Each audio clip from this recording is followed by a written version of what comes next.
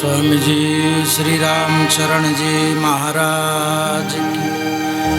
स्वामी जी श्री राम दयाल जी महाराज की जय। श्री राम निवास धाम की जय। श्री भीलवाड़ा धाम की जय। सतगुरु देव की जय। सत्य सनातन धर्म की जय। अनंत कोटि संत महात्माओं की जय। श्री सुखदेव जी महाराज की जय। श्री परीक्षित जी महाराज की सत्य सनातन धर्म की भागवत महापुराण की अनभे पद प्रकाश के दायक सत गरुरा अनंत कोटि जन सायकी ताहि करो प्रणाम। रमते राम गुरुदेव जी पुनित हो काल के संग जिनको राम चरण की वंदन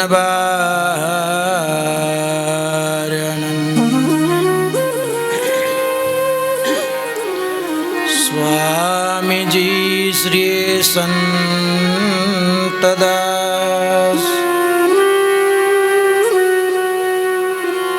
जिनके कृपा राम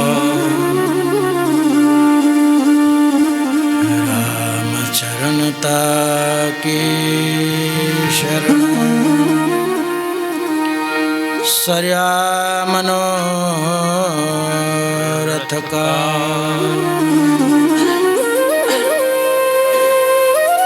कहा वर्णो विस्तार कर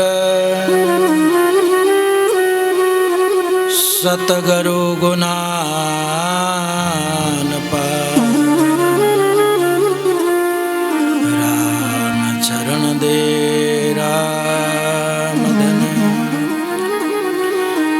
अनंत किया उपकार। प्रथम स्तुति गुरु राम को जासु शब्द प्रकार भूत भविष्य वर्तमान तिनको मुरलीधर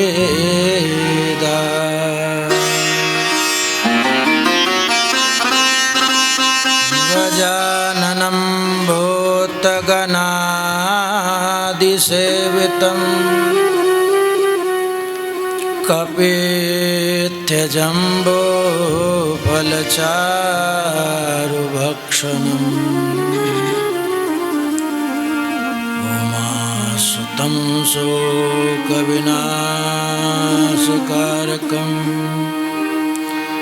नमामि विघ्नेश्वरपादपङ्कजं नारायणं नमस्कृत्य नरं चैव नरोत्तमम्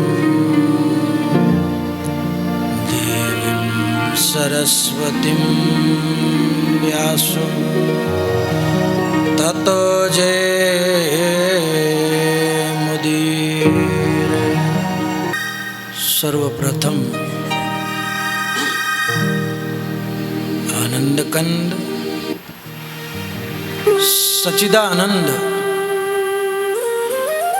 गड़गड़वासी अविनाशी सगुण साकार निर्गुण निराकार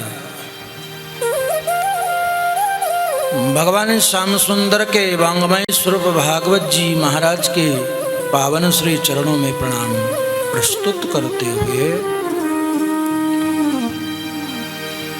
तत्पश्चात अंतर्राष्ट्रीय रामस्नेही संप्रदाय के जन्मदाता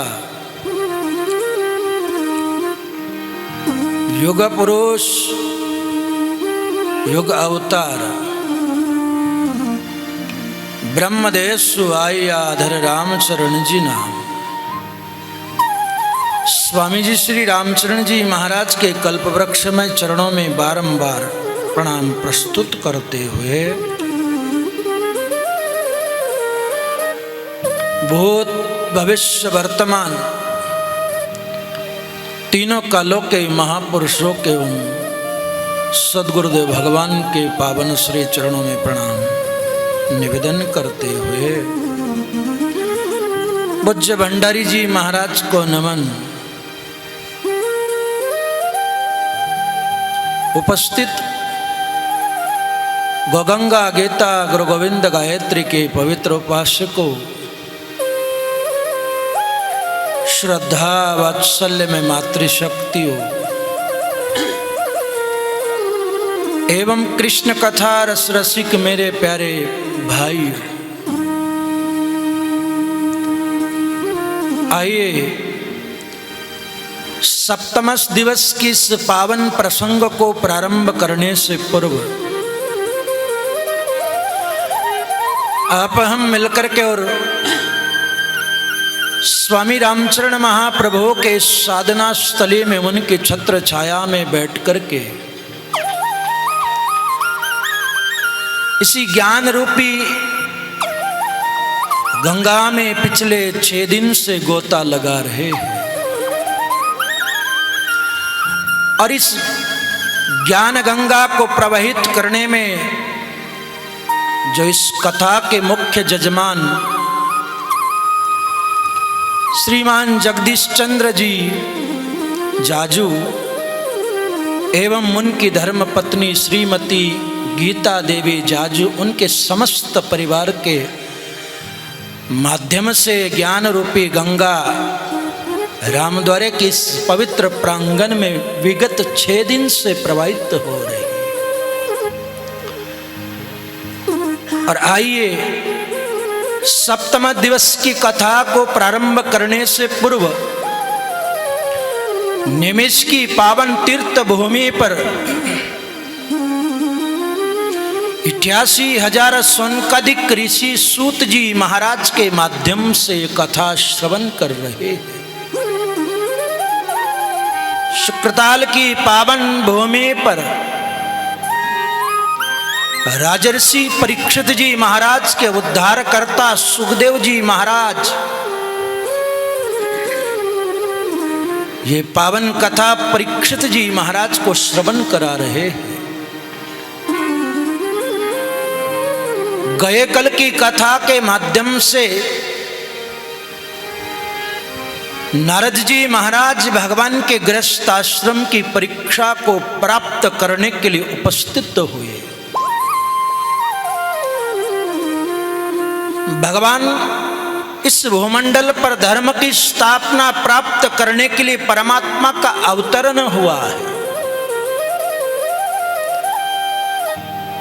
और अनिरुद्ध महाराज जिनके 2 विवाह हुए, जिसकी चर्चा गए कल के कथा के माध्यम से की, बानासुर की पुत्री उषा और एक विवाह जिसकी चर्चा हमने विगत कल के प्रसंग में करी,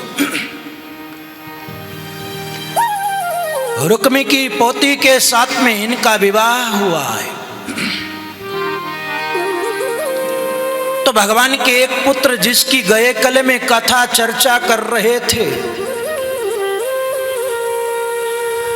भगवान शिव शंकर सहित अम्ब नाम पड़ा सांब दोनों संयुक्त रूप से वहां परमात्मा की व्यवस्था प्राप्त हुई।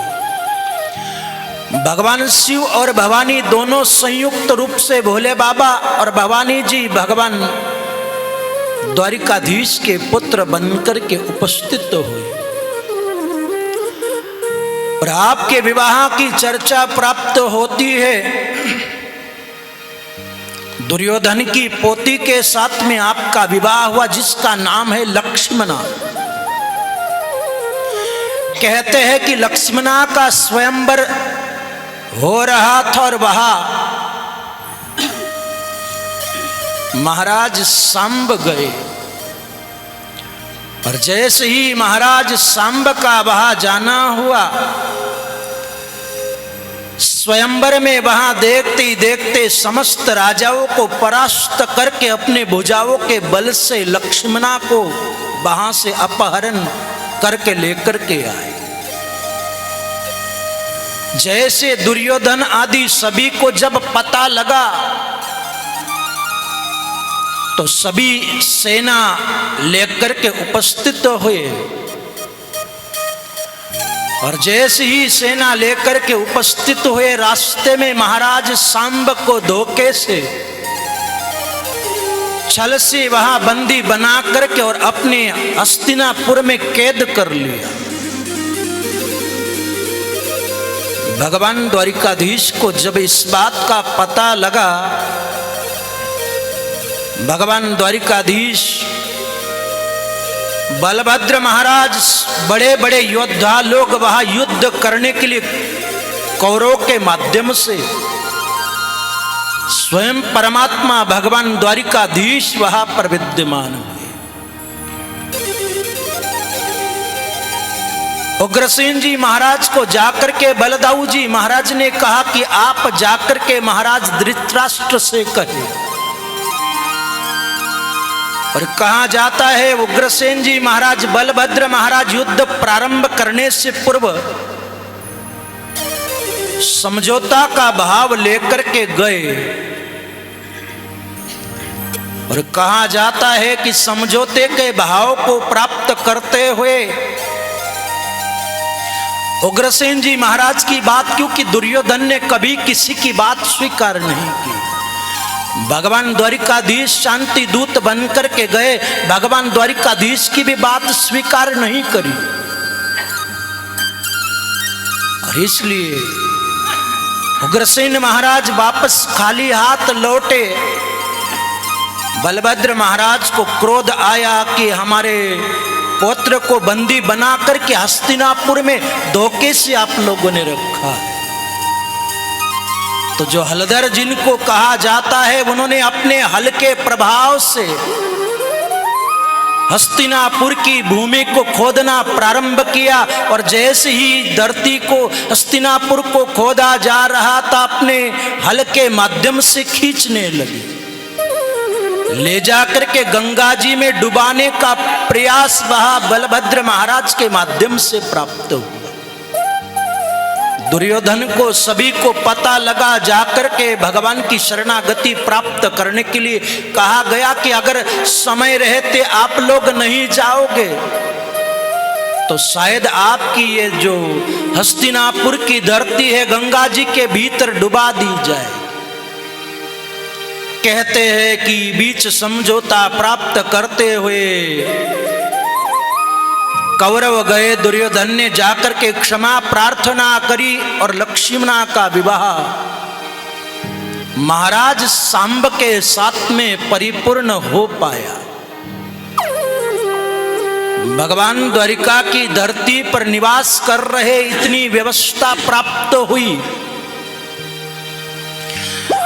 और इतनी सारी व्यवस्था को प्राप्त कर लेने के बाद अब लगभग 100 वर्ष का समय निकल गया, और 100 वर्ष का समय निकलने के बाद एक बार भी वृंदावन की धरती पर भगवान द्वारिकाधीश का आगमन नहीं हुआ। और एक दिन बलदाऊ जी महाराज को उन भोले भाले ब्रजवासियों की याद आई, वृंदावन की याद हुई, और याद आई तो भगवान द्वारिकाधीश से कहा कि लाला, ब्रज की धरती को छोड़े हुए 100 वर्ष का समय निकल गया, और 100 वर्ष का समय निकल गया, फिर भी हम एक बार कभी वृंदावन की धरती पर आकर के उपस्थित नहीं हुए। भगवान द्वारिकाधीश ने कहा कि बोले आपको बड़ी याद आ रही ब्रजमंडल की। तो बलदाऊ जी महाराज सोचने लगे शायद कन्हैया की लालसा नहीं, भगवान द्वारिकाधीश ब्रजमंडल में जाना नहीं चाहते, इसलिए कहते हैं कि भगवान द्वारिकाधीश नहीं और बलभद्र महाराज वहां स्वयं अकेले वृंदावन की धरती पर उन ब्रजवासियों से मिलने गए। और जैसे ही ब्रज की धरती पर उन गोप ग्वाल बालों से मिलने के लिए बलभद्र महाराज वृंदावन आए, सभी को मिले। नंद बाबा, जसोदा जी, गोप ग्वाल बाल, राधा रानी, सभी से मिलने के बाद चैत्र मास में कहते हैं कि गर्मी के समय में वहां बलदाऊ जी महाराज ब्रज की धरती पर गए। अधिक उमस होने के कारण, गर्मी अधिक होने के कारण मन में लालसा हुई कि मैं यमुना जी में स्नान करूं। और यमुना स्नान की लालसा जैसे ही जागी, यमुना जी को आदेश दिया कि तुम मेरे निकट आओ। कहते हैं यमुना जी निकट नहीं आई, बलदाऊ जी महाराज ने अपने हल के द्वारा यमुना जी को खींचा। और आप लोग जब वृंदावन की धरती पर गए उनको पता होगा, बलदाऊ जी महाराज ने अपने हल से वहां उस यमुना महारानी को खींचा, इसलिए वृंदावन की धरती पर थोड़ी टेढ़ी हो रखी। इधर बलभद्र महाराज जैसे ही ब्रज की यात्रा पर गए हुए थे, पीछे से काशी नरेश का मित्र महाराज पौंडरिक, जो अपने आप को भगवान के रूप में स्वीकार करता था, एक बार कहते हैं कि काशी नरेश के समीप जाकर के महाराज पौंडरिक ने कहा, बोले महाराज संसार में द्वारिकाधीश को, भगवान कृष्ण को सभी लोग उनके भक्त हैं, उनमें ऐसी कौन सी विशेषता है जिस विशेषता के प्रभाव से सब लोग उनके शिष्य हैं।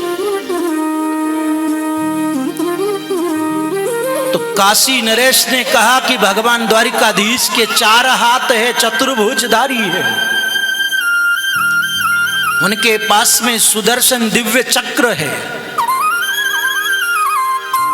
उनके शरीर के माध्यम से कस्तूरी की सुगंध प्राप्त होती है और उनका श्याम वर्ण है। तो पुंडरीक महाराज के मन में भाव जागा, सोचने लगे कि क्यों ना मैं भी भगवान द्वारिकाधीश की तरह मेरी भी चतुर्भुज प्राप्त हो जाए और मेरे माध्यम से मैं भी दिव्य सुदर्शन चक्र को अगर धारण कर लूंगा, कस्तूरी अगर शरीर पर धारण करूं तो मेरे भी लोग शिष्य बन जाएंगे। और कहते हैं कि वह काशी नरेश ने कहा कि आपके भीतर तो द्वारिकाधीश से भी अधिक शक्ति है। 2 नकली भुजा लगा ली, एक नकली सुदर्शन चक्र लिया, बटन के माध्यम से चलता है।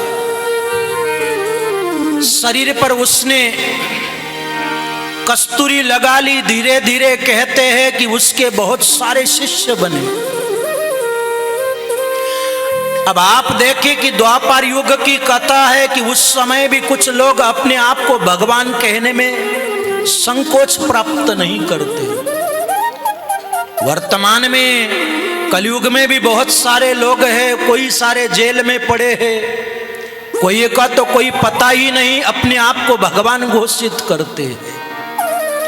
शायद द्वापर युग में भी वो व्यवस्था रही कि द्वापर में केवल महाराज पुंडरीक ही एक व्यक्ति थे जो अपने आप को भगवान स्थापित करते थे। वर्तमान में कलयुग की व्यवस्था है और कलयुग में बहुत सारे लोग की मैं भगवान से तुम्हें मिलाऊंगा, मैं भगवान का ही अंश अवतार हूं। और कहा जाता है कि भगवान द्वारिकाधीश को पत्र लिखा और पत्र लिख करके समाचार प्राप्त कराए कि बोले मैं भगवान हूं। बड़ो बड़ाई ना करे, अरे बड़ो न बोले बोल, हीरा मुग से कद कहे भाई लाख मेरो मोह। बड़ो बढ़ाई ना करे, बड़ो न बोले बोल, और हीरा मुगसु कद कहे कि लाख है मेरो। शायद वहां पर भगवान ने इस बात को कभी भी स्वीकार नहीं किया या परमात्मा के माध्यम से ब्रह्मत्व को छुपाने का प्रयास किया। भगवान की ब्रजमंडल की जितनी सारी लीलाएं हैं उन सारी लीलाओं में भगवान ने अपने आप को छुपाया। इसलिए भगवान को बड़ी व्यवस्था प्राप्त हुई कि भगवान छोटा बनना जानते हैं। छोटा हो जानान का और जीवराई के बीच, अरे ताते बीस होई रहा भाई तब मिलहे जगदीश। व्यक्ति को इतना छोटा होना पड़ेगा तभी उसको बड़ा पद प्राप्त हो सकता है। नानक जी महाराज कहते हैं कि छोटा हो जा नानका। जीव राई के 20, एक राई के 20 टुकड़े करे कितने छोटे होते। ताते 20 हो ही रहे, उस 20 टुकड़ों के फिर 20 टुकड़े करे तब मिले है जगदीश। ऐसी व्यवस्था, ऐसा भाव अगर जीवन में आ जाए तब जाकर के हम बड़ी पद को और बड़े व्यवस्था को प्राप्त कर सकते हैं। ऐसे व्यवस्था के आधार पर शायद बढ़ाई जब ही मिलेगी कि व्यक्ति छोटा बनना सीख जाए। सारा संसार बड़ा होने में लगा है, बड़ा होने में लाभ नहीं, क्योंकि बहुत सारे बड़े हैं वो दही बड़े हो गए, किसी को मक्खन बड़ों के रूप में, किसी को तेल में तल दिए। तो दही बड़े, मक्खन बड़े, मिर्ची बड़े बनने से लाभ नहीं है। छोटा बन जाओ, छोटे बनने में लाभ है, बड़ा बनने में लाभ नहीं। तो परमात्मा को द्वारिकापुरी में पत्र लिखा पुंडरीक ने कि बोले मैं भगवान हूं। और भगवान को पत्र लिख करके उद्धव जी महाराज के पास में पत्र आया। उद्धव जी महाराज ने जब जैसे ही पत्र देखा, देख करके विचार हुआ, मुस्कुराने लगे। भगवान द्वारिकाधीश ने कहा, बोले क्या बात है? बोले महाराज ये व्यक्ति अपने आप को भगवान स्थापित कर रहा है, अपने आप को भगवान के तौर पर स्वीकार कर रहा है।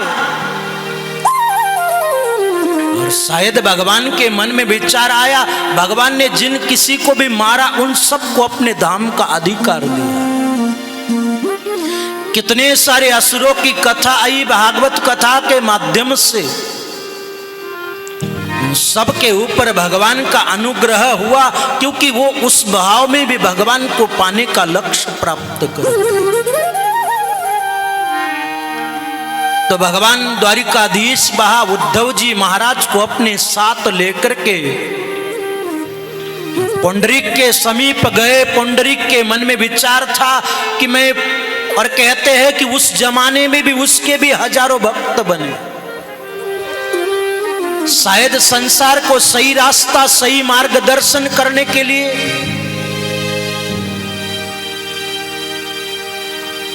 अध्यात्म के भाव को प्राप्त करने के लिए अगर कहीं सही मार्ग प्राप्त हो, सनातन संस्कृति का, आप यहां वहां कहीं जाओगे, 5 मिनट में समाधि, 10 मिनट में भगवान के दर्शन। वहां पर आपको ब्रह्म व्यवस्था प्राप्त नहीं हो सकती। हमारे आदिकाल से जो शास्त्र की परंपरा है उस परंपरा पर चलो, यहां वहां कहीं जाओगे तो भटक जाएंगे।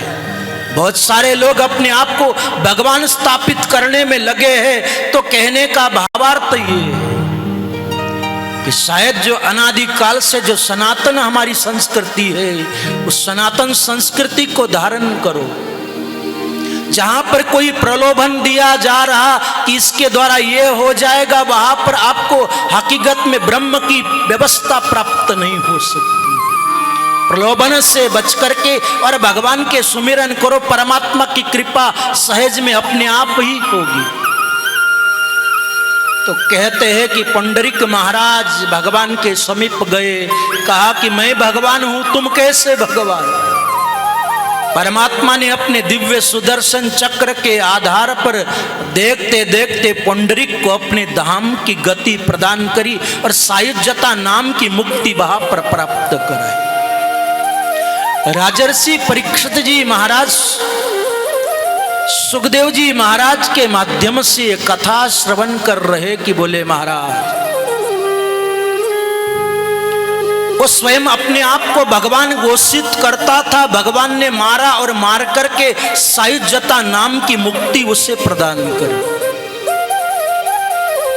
बोले अपने आप को भगवान घोषित करता था, उसमें परमात्मा का चिंतन बना रहता था। और परमात्मा का चिंतन क्योंकि वो मानता था कि जो वो है वही मैं हूं। और शायद उसी भाव को धारण करते हुए परमात्मा उसके सन्मुख गए। और परमात्मा का तो सिद्धांत है कि सन्मुख होए जीव मोह जब।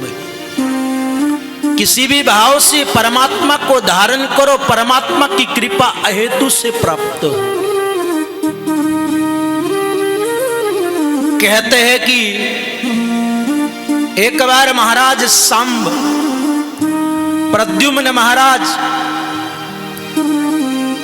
खेलते हुए संजोग से एक दिन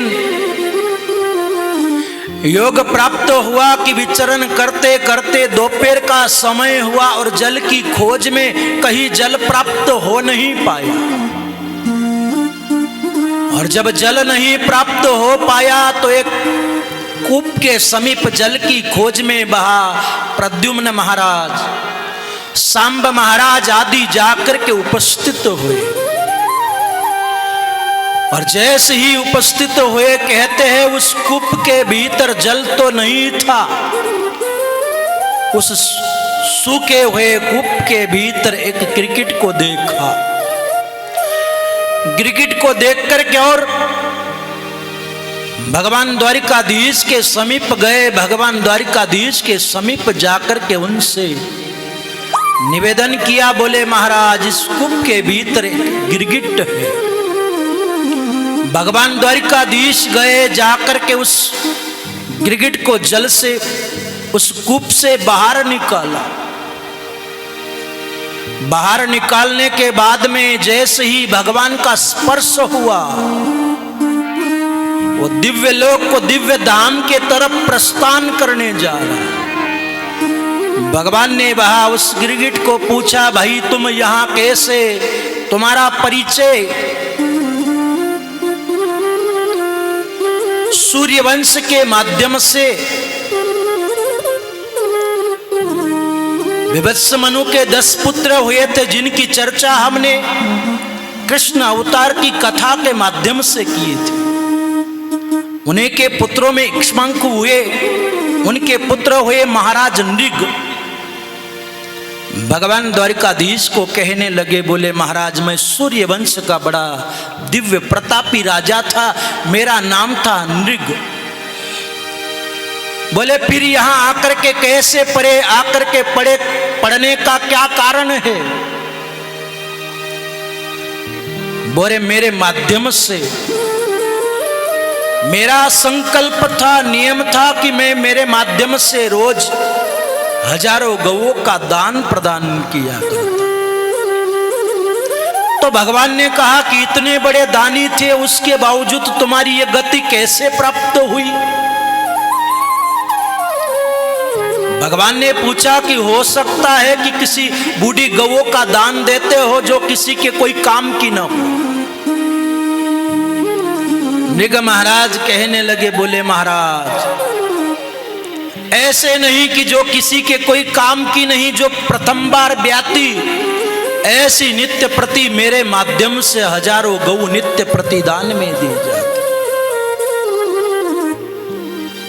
तो महाराज क्या हुआ कि जिस कारण से आपको इस क्रिकेट के शरीर में आकर के उपस्थित होना पड़ा, इतना बड़ा धर्म आपके माध्यम से प्राप्त होता रहा, और इतना धर्म करने के बावजूद भी ये गति का क्या कारण? तो महाराज नृग कहने लगे, बोले महाराज एक बार भूल हो गई। जहां मेरी सारी गौएं रहती थी वहां पर एक ब्राह्मण देवता जो गौ सेवा किया करता था, और गौ का तो अपने आप में एक अलग ही प्रकार का महत्व है, जिसके भीतर 33 करोड़ देवता विद्यमान होते हैं। गौ माता की सेवा करने से समग्र देवताओं के पूजा का फल प्राप्त हो जाता है। पर वर्तमान परिस्थिति में इतनी दुर्दशा है, गौ माता द्वार द्वार भटक रही है, और शायद जो देसी गौ माता है उन्हीं की महत्ता है, जो जर्सी आदि है उसको गौ के स्वरूप के तौर पर स्वीकार नहीं करना चाहिए। और दूसरी बात, महाराज नृग ने कहा कि मेरे माध्यम से वो ब्राह्मण देवता नित्य प्रति गौ सेवा किया करते थे, उनके पास में एक गौ थी, भूलवश वो गौ छूट करके और मेरी गौओं से जाकर के मिल गई, और मेरे से जाकर के मिली तो भूलवश वही गौ मैंने किसी ब्राह्मण को दान में प्रदान कर दी, और वो ब्राह्मण उस गौ को लेकर के जा रहा था, जिसकी वो गौ थी उस व्यक्ति ने देखा, उस ब्राह्मण ने देखा कि ये गौ तो मेरी है, और मेरी गौ इसके पास आई कहां से, उसको जाकर के पूछा, और पूछने के बाद उस ब्राह्मण ने कहा कि महाराज नृग ने मेरे को ये गौ दान में प्रदान करी। तो राजा के पास में दोनों ब्राह्मण गए, वो कहे गौ मेरी, दूसरा कहने लगा महाराज गौ तो मेरी है। अब जब निर्णय नहीं हुआ तो दोनों के दोनों गए और जाकर के दोनों ने कहा मेरी है, वो कहने लगे मेरी है। राजा ने कहा कि आप ऐसा करो, इस गौ को तो छोड़ो, आपको दूसरी गौ दे देते हैं। उसने कहा, बोले महाराज मैं दान नहीं लेता, और जो गौ मेरी है वही मेरे को चाहिए, मैं दूसरी गौ क्यों लूं? और कहते हैं कि दोनों का झगड़ा बहा, महाराज नृग सुलझा नहीं पाए। बोला भूल के बस कहते हैं कि संजोग बना, थोड़ा सा अपराध हुआ, किसी दूसरे की गौ अपने माध्यम से दान में दे दी गई। मरने के बाद कहते हैं धर्मराज महाराज के पास गए, वहां जाकर के चौपड़ा देखा गया कि आपके जीवन में सत्कर्म तो बहुत है, पुण्य बहुत है, थोड़ा सा आपके द्वारा पाप हुआ कि आपने किसी दूसरे की गौ अपने वहां से दान में दी। तो धर्मराज महाराज ने कहा कि पहले पाप को भोगोगे या पुण्य को भोगोगे? तो नृग महाराज सोचने लगे कि पहले पाप को भोग लेते हैं, पाप छोटा है, पुण्य तो बहुत मेरा बहुत सारा है, मैं निरंतर गौ सेवा करता था, इतनी गौ का दान दिया तो पुण्य तो अधिक है, पहले पाप भुगत लेते। भोजन में भी कई बार कोई सब्जी हमें अच्छी नहीं लगती तो हम उसको पहले पा लेते हैं, जो वस्तु हमें अच्छी लगती हो बाद में पाते। पर कई बार समस्या हो जाती है, अगर आप पाओ और पहले पालो तो सामने वाला सोचता है कि इनको ये सब्जी ज्यादा प्रिय और परोसेगा, वो तो सोचता है इसको पाकर के और समाप्त करे, फिर मीठा है जो भी है उसको बाद में लेंगे। सामने वाला सोचता है कि प्रिय है इसलिए बार बार खा रहा। तो महाराज निर्ग ने मन में विचार किया कि पहले पाप को भुगत ले, और पाप को भोगने की व्यवस्था कही गई उसी क्षण कहते हैं कि वहां क्रिकेट होकर के और यहां आकर के उपस्थित हो। फिर कहा जाता है कि मेरे को वरदान प्राप्त था कि बोले भगवान द्वारिकाधीश आएंगे, उनका स्पर्श होगा, उसके माध्यम से तुम्हारा उद्धार होगा। बोले महाराज आज मेरे जीवन का पावन पर्व प्राप्त हुआ, आपके दर्शन प्राप्त हो गए और आपके दर्शन से वापस मेरा जो पुण्य था, पाप था, वो सारा पाप समाप्त हो गया।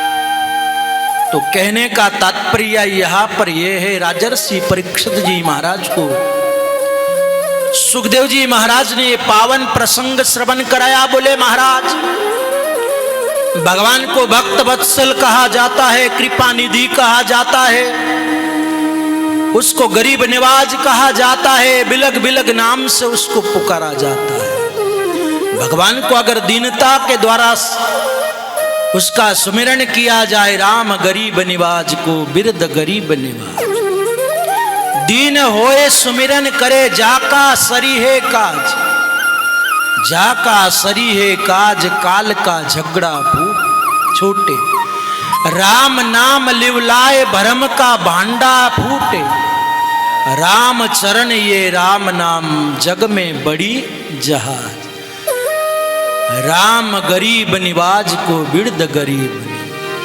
बोले महाराज भगवान को भक्त वत्सल कहते हैं, उसको गरीब निवाज कहते हैं। तो गरीब निवाज किस लिए कहते हैं? वो दीनों के ऊपर कृपा करते हैं या नहीं?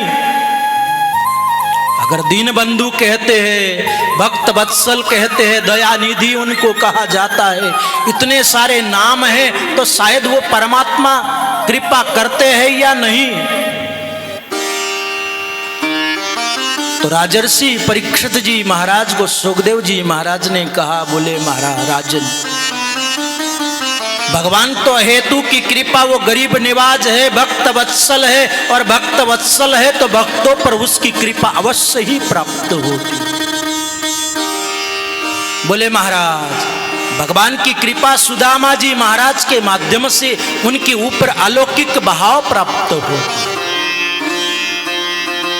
भगवान दीन वत्सल है, भक्त वत्सल उनको कहा जाता है, और भक्तों के ऊपर कृपा उनके माध्यम से प्राप्त हुआ करती है। बोले महाराज सुदामा जी महाराज के ऊपर भगवान का कैसे अनुग्रह हुआ, आप कृपा करके ये सारा प्रसंग मुझे विस्तार से श्रवण करा।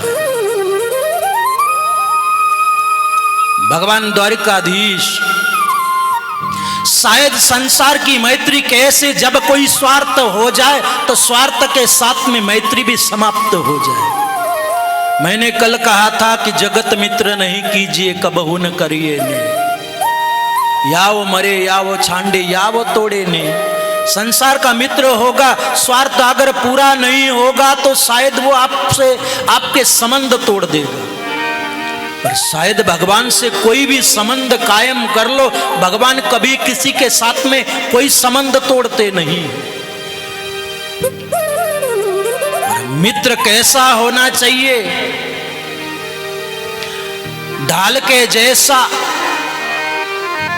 हमेशा आप देखिए कि ढाल कैसी होती है, जब भी कोई संकट आता है सबसे पहले आगे आकर के उपस्थित होती है। और शायद मित्र का भाव कैसा होना चाहिए? जल और दूध की तरह मित्र होना चाहिए। आपने देखा होगा चूल्हे के ऊपर जैसे ही दूध रखो,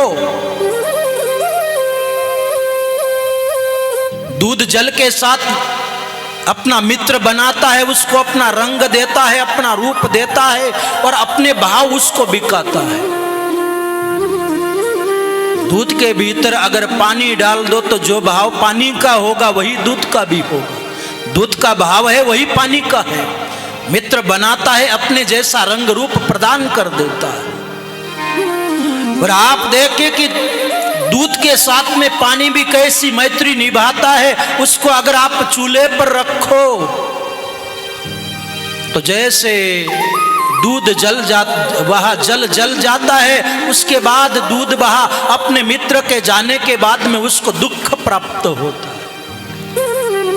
चूल्हे पर आप रखो तो पहले पानी जलता है, उसके बाद दूध जलता है।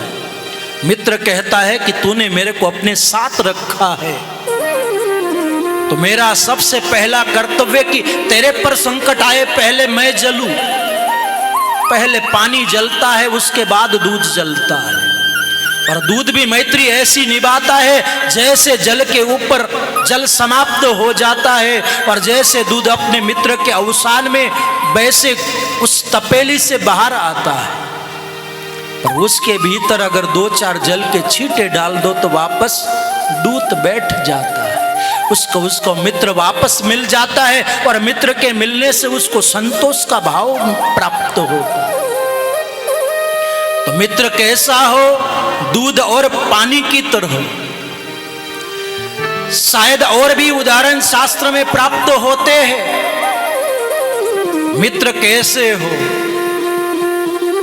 आंख और हाथ की तरह मित्र होना चाहिए।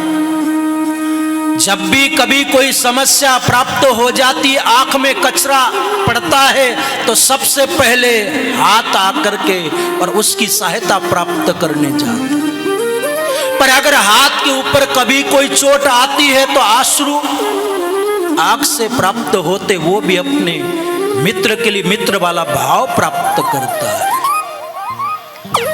शायद आध्यात्म जगत में मित्र की अलौकिक व्यवस्था जिस प्रकार से प्राप्त है, सुदामा जी महाराज और भगवान द्वारिकाधीश जैसे मित्र होने चाहिए, जिसमें कोई किसी प्रकार का स्वार्थ न हो, कोई किसी प्रकार की लोभ और काम की व्यवस्था न प्राप्त हो। तो कहा जाता है सुदामा जी महाराज के लिए, आप लोगों ने कई बार श्रवण किया होगा, लोग कहते कि सुदामा जी महाराज दरिद्र थे। ऐसा नहीं है। दरिद्र तो वो है कि जिसको भगवान ने बहुत दिया, उसके बावजूद उसके जीवन में संतोष नहीं है। रामचरण संतोष में 3 लोक को धन। दरिद्र अलग हो सकता है, सुदामा जी महाराज गरीब है और ब्राह्मण है। ब्राह्मण का तो कर्तव्य ही है भिक्षा लेना, भिक्षा देना। और सुदामा जी महाराज ने कभी अपने लिए कुछ याचना के भाव प्राप्त नहीं किए। भगवान द्वारिकाधीश से मिलने गए 70 वर्ष की उम्र में। शायद अगर प्राप्त करना होता तो पहले ही प्राप्त कर लेते। लोग कहते हैं, बच्चों के किताब में पाठ आता है कि सुदामा जी महाराज गली गली भिक्षा लोगों से भीख मांगते थे। ऐसा नहीं। सुदामा जी महाराज को अगर मांगना होता तो द्वारिकाधीश उनके मित्र थे।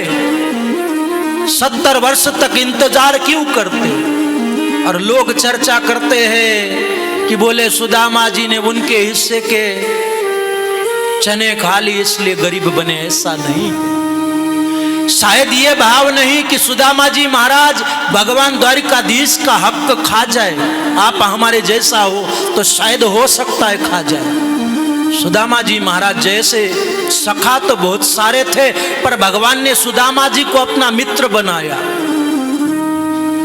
तो सुदामा जी शायद ऐसे विचार को प्राप्त नहीं कर सकते। सुदामा जी शायद भगवान का हिस्सा खा ले, ये बात बुद्धिगम्य नहीं हो सकती।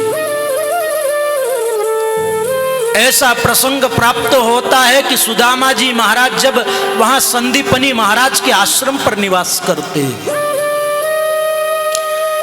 एक दिन संदीपनी महाराज की जो गुरु माता थी, पत्नी थी, उन्होंने वहां भगवान द्वारिकाधीश को और सुदामा जी महाराज को काष्ठ लाने के लिए, लकड़ी लेने के लिए जंगल में भेजने के लिए उपस्थित कराया। और हमारे यहाँ पर गुरुकुल की जो परंपरा रही, गुरुजी के पास में जाकर के ही जगत गुरु बना जा सकता है। किसी नौकर से शिक्षा प्राप्त करो, नौकरी तो मिल जाएगी, पेट पूर्ति का साधन तो हो सकता है, ये लोग सुधर सकता है, वो लोग नहीं। गुरु जी के पास में जाकर के और जगत गुरु की व्यवस्था प्राप्त हो सकती है। नौकर से शिक्षा लोगे तो नौकरी मिल जाएगी, पेट तो भर जाएगा, पर अध्यात्म जगत का सूत्र प्राप्त नहीं होगा। तो कहा जाता है कि गुरु माता ने वहां सुदामा जी महाराज भगवान द्वारिकाधीश को काष्ठ लाने के लिए, लकड़ी लाने के लिए, समिधा लाने के लिए भेजा। बाकी बालक क्योंकि वहां पर संग्रह प्रवृत्ति नहीं थी, आज प्राप्त हुआ कल की चिंता नहीं थी, और शायद भगवान सभी की व्यवस्था को पूर्ण करते हैं। तो आश्रम के भीतर जो दूसरे विद्यार्थी थे वो भिक्षा वृत्ति प्राप्त करने के लिए गए। पीछे से कहा जाता है कि सुदामा जी महाराज भगवान द्वारिकाधीश को समिधा लेने के लिए भेजा जा रहा, और आश्रम के भीतर जो थोड़े चने पड़े थे वो चने सुदामा जी महाराज भगवान द्वारिकाधीश को दिए। तब तक कहते हैं कि सुदामा जी महाराज कुलाड़ी और रस्सी लेने के लिए गए, भगवान द्वारिकाधीश भीतर प्रवेश कर गए। तब तक कहा जाता है कि दुर्वासा जी महाराज का वहां पर आना हुआ, और दुर्वासा जी महाराज ने वहां सांदीपनी महाराज के आश्रम पर भिक्षा के लिए आवाज लगाई। जैसे ही भिक्षा के लिए आवाज प्राप्त हुआ, भीतर से गुरु मां आई, मन में विचार किया कि हमारे आश्रम में तो कुछ है नहीं, दुर्वासा जी महाराज को क्या दिया जाए। अब अतिथि द्वार पर आया है तो खाली हाथ जाए, गृहस्थाश्रम इसलिए श्रेष्ठ माना गया कि जो भी आपके द्वार पर अतिथि आए, अतिथि कौन है उसकी आने की तिथि हमें पता नहीं हो, वो अतिथि है, जो कह कर के आए वो अतिथि नहीं। और जैसे ही दुर्वासा जी महाराज आए, दुर्वासा जी महाराज ने भिक्षा के लिए आवाज लगाई, तो सांदीपनी महाराज की जो पत्नी थी उन्होंने देखा कि आश्रम में तो कुछ है ही नहीं, और दुर्वासा जी खाली हाथ जाए ये भी उचित नहीं, बड़ा धर्म संकट है। पर शायद विचार है कि ये जो चने हैं ये तो सुदामा और द्वारिकाधीश को दिए जा रहे, अब इनके हिस्से का इनको कैसे प्रदान करूं, क्योंकि पहले इनके नाम से कर दिया।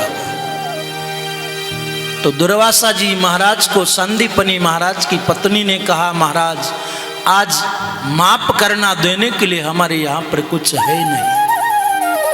दुर्वासा जी महाराज भगवान शिव के ही अंश अवतार है, शिव पुराण में कथा कई बार श्रवण कर चुके। दुर्वासा देता घना सग्राम दास कहे श्राप। अधिकतर शास्त्र में प्रसंग दुर्वासा जी और विश्वामित्र जी महाराज इन्होंने ही श्राप देने का काम अधिक किया। दुर्वासा जी महाराज वहां से चले गए, कुछ दूर जाने के बाद याद आया, सोचने लगे कि इतना बड़ा आश्रम है, इतने विद्यार्थी पढ़ते हैं और इनके यहाँ आश्रम में देने के लिए कुछ है नहीं। ध्यान लगा करके देखा तो कुटिया के भीतर चने पड़े दिखे। वो तो त्रिकालदर्शी थे, और त्रिकालदर्शी थे जैसे ही चनों को देखा वापस लौट करके आए, और लौट करके आए। दुर्वासा जी महाराज ने वहां सांदीपनी महाराज की पत्नी को आवाज लगाई, बोले माँ आप तो कहती हो कि आश्रम में कुछ है नहीं, ये चने पड़े हैं, फिर भी आपने मुझे नहीं दी आपके पर्ण कुटीर में। तो दुर्वासा जी महाराज ने श्राप दिया कि जाओ, जो भी इन चनों को खाएगा वो दरिद्र हो जाएगा। सुदामा जी महाराज ने ये बात सुन ली, मन में विचार आया, मैं तो ब्राह्मण हूं, निर्धन रहूंगा, कोई समस्या नहीं होगी।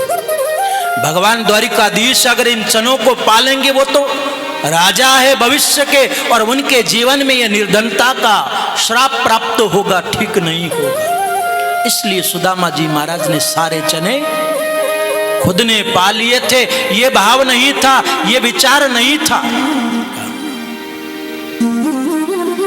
भगवान के हिस्से का पाए जैसा पात्र सुदामा जी महाराज नहीं रहा। उन्होंने दुर्वासा जी की बात सुन ली और सुनने के बाद लेकर के गए तो सारे के सारे अकेले पाए। सोचने लगे ब्राह्मण हूं, निर्धन रहूंगा तो कुछ नहीं होगा, मेरे कारण से मेरे द्वारिकाधीश को कष्ट प्राप्त न हो, इनके जीवन में दुख न आए, निर्धनता के व्यवस्था को इनको प्राप्त न करना पड़े। नहीं दरिद्र संपातक बुझा। शास्त्र सिद्धांत बाबा तुलसी का मत है कि दरिद्र के समान दूसरा कोई अभिश्राप नहीं है। और इसीलिए सुदामा जी महाराज वो श्राप को प्राप्त करते हुए जब भी भगवान द्वारिकाधीश भोजन का थाल उनके समक्ष आता, भगवान द्वारिकाधीश को सुदामा वाली बात याद आती कि सुदामा ने मेरे लिए निर्धनता को स्वीकार किया, दुर्वासा जी के श्राप को प्राप्त कराया। और ऐसे 70 वर्ष निकल गए सुदामा जी महाराज वहां अपने जीवन को प्राप्त करते करते। सुदामा जी महाराज 70 वर्ष के बाद भगवान द्वारिकाधीश ने वो दुर्वासा जी के श्राप को समाप्त किया। और जब समाप्त किया उसी दिन कहते हैं कि वहां पर सुशीला जी के मन में विचार आया कि इनको द्वारिकाधीश के पास भेजना चाहिए। 70 वर्ष तक चर्चा प्राप्त नहीं हुई। 70 वर्ष की वृद्ध अवस्था में सुदामा जी महाराज द्वारिका दर्शन करने के लिए गए। और कहा जाता है कि भगवान ने ही वहां पर उस श्राप को समाप्त कर दिया कि 70 वर्ष निकल गए सुदामा जी को ये दुख पाते पाते। और कहा जाता है कि सुदामा जी महाराज खेत के भीतर से जो भी कोई अन्न प्राप्त होता उसको ला करके बिन करके धो बिन करके और घर की उधर व्यवस्था प्राप्त करते थे। और उसके बाद इतनी व्यवस्थाओं प्राप्त हो जाने के बाद एक दिन सुदामा जी महाराज की पत्नी ने भगवान द्वारिकाधीश के विषय में अपने पति सुदामा जी महाराज से निवेदन किया। बोले महाराज, मैंने सुना है कि द्वारिका के जो राजा है भगवान द्वारिकाधीश वो आपके बचपन के बाल सखा है। सुदामा जी महाराज कहने लगे सुशीला, आज तूने मेरे मन के भाव को जान लिया। बोले उस द्वारिकाधीश के बगैर तो मैं एक क्षण एक पल भी नहीं रह सकता। तो बोले महाराज, तो क्या आपके मन में विचार नहीं आता, आप नहीं सोचते राम राम कि जाकर के एक बार भगवान द्वारिकाधीश के दर्शन प्राप्त हो। सुदामा जी महाराज मन के द्वारा विचार प्राप्त कर रहे, मन से सोच रहे। बोले देवी, तूने मेरे मन की बात कही। ऐसा संसार में कौन व्यक्ति होगा जो द्वारिकाधीश से नहीं मिलना चाहता? उसके मन में विचार प्राप्त नहीं होते, वो ऐसा कौन हो सकता है? अंत में कहा जाता है कि सुदामा जी महाराज कहने लगे देवी, तेरी बात तो ठीक है, पर द्वारिकाधीश के दर्शन के लिए जाए कैसे? क्योंकि भगवान के द्वार पर, गुरु के आश्रम पर, मित्र के घर पर जाए तो खाली हाथ नहीं जाना चाहिए। और सुदामा जी महाराज कहने लगे देवी, घर पर कुछ है नहीं और खाली हाथ कैसे जाऊं? तो सुदामा जी महाराज की पत्नी सुशीला जी ने कहा कि बोले महाराज, आप अगर जाओ तो मैं आपके लिए व्यवस्था प्राप्त कर दूं। कहते हैं कि 7 जगह से बिलग बिलग अलग अलग घर से तंदुल ला करके सुदामा जी महाराज के लिए उपस्थित कराए। और ऐसी भी कथा प्राप्त होती, महात्मा लोग कहते हैं कि सुदामा जी जब जाने की बात कही कि बोले अगर आपकी दशा देखेंगे तो द्वारिकाधीश हमें कुछ दे देंगे। तो सुदामा जी महाराज ने कहा था कि देवी, बोले अगर तू कुछ मांगने के भाव से भेजना चाहती तो इस जन्म में तो क्या, मैं 7 जन्म में भी नहीं जाऊंगा।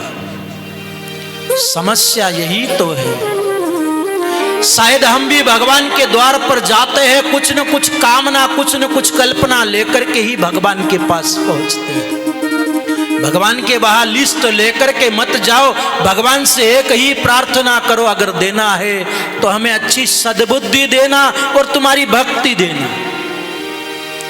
ये तो कर्म के आधार से जो भी प्राप्त होना है, हमारा जन्म प्राप्त हुआ उस दिन में वहां परमात्मा के माध्यम से हमें व्यवस्था हो गई है।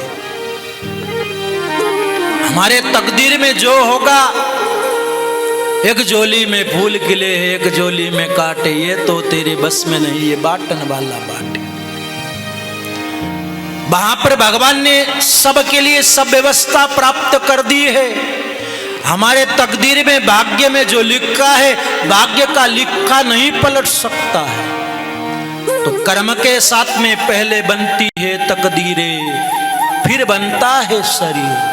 ये तो प्रभु की कारागिरी है, तू क्यों है गंभीर, अरे कोई कारण होगा। पहले तकदीर बनती है, उसके बाद शरीर प्राप्त होता है। तो भगवान के पास में याचना लेकर के मत जाओ कि दुकान दे, मकान दे, पोता दे, पोती दे, ये दे, वो दे, वो तो सब यही रहने वाला है। तो शायद भगवान से मांगे तो परमात्मा की भक्ति मांगो, और भगवान की भक्ति को प्राप्त कर लोगे तो शायद इस लोक से परलोक तक की व्यवस्था वो परमात्मा हमारे साथ चलने वाला है। संसार में पुत्र परिवार जो भी है वो यहां पर ही प्राप्त हुए। और आप देखें, संसार में हमको सबको सब चीज याद है कि हमारा ये बाप लगता है, ये हमारा बेटा लगता है, ये हमारी सास लगती है, हमारी बहू लगती है, ये हमारे ससुर लगते, सब संबंध, सब रिश्ते नाते याद है। पर शायद जिस वस्तु को याद रखना था उस वस्तु को ही आप लोग तो नहीं भूले। ये तो हमारे मारवाड़ की बात है।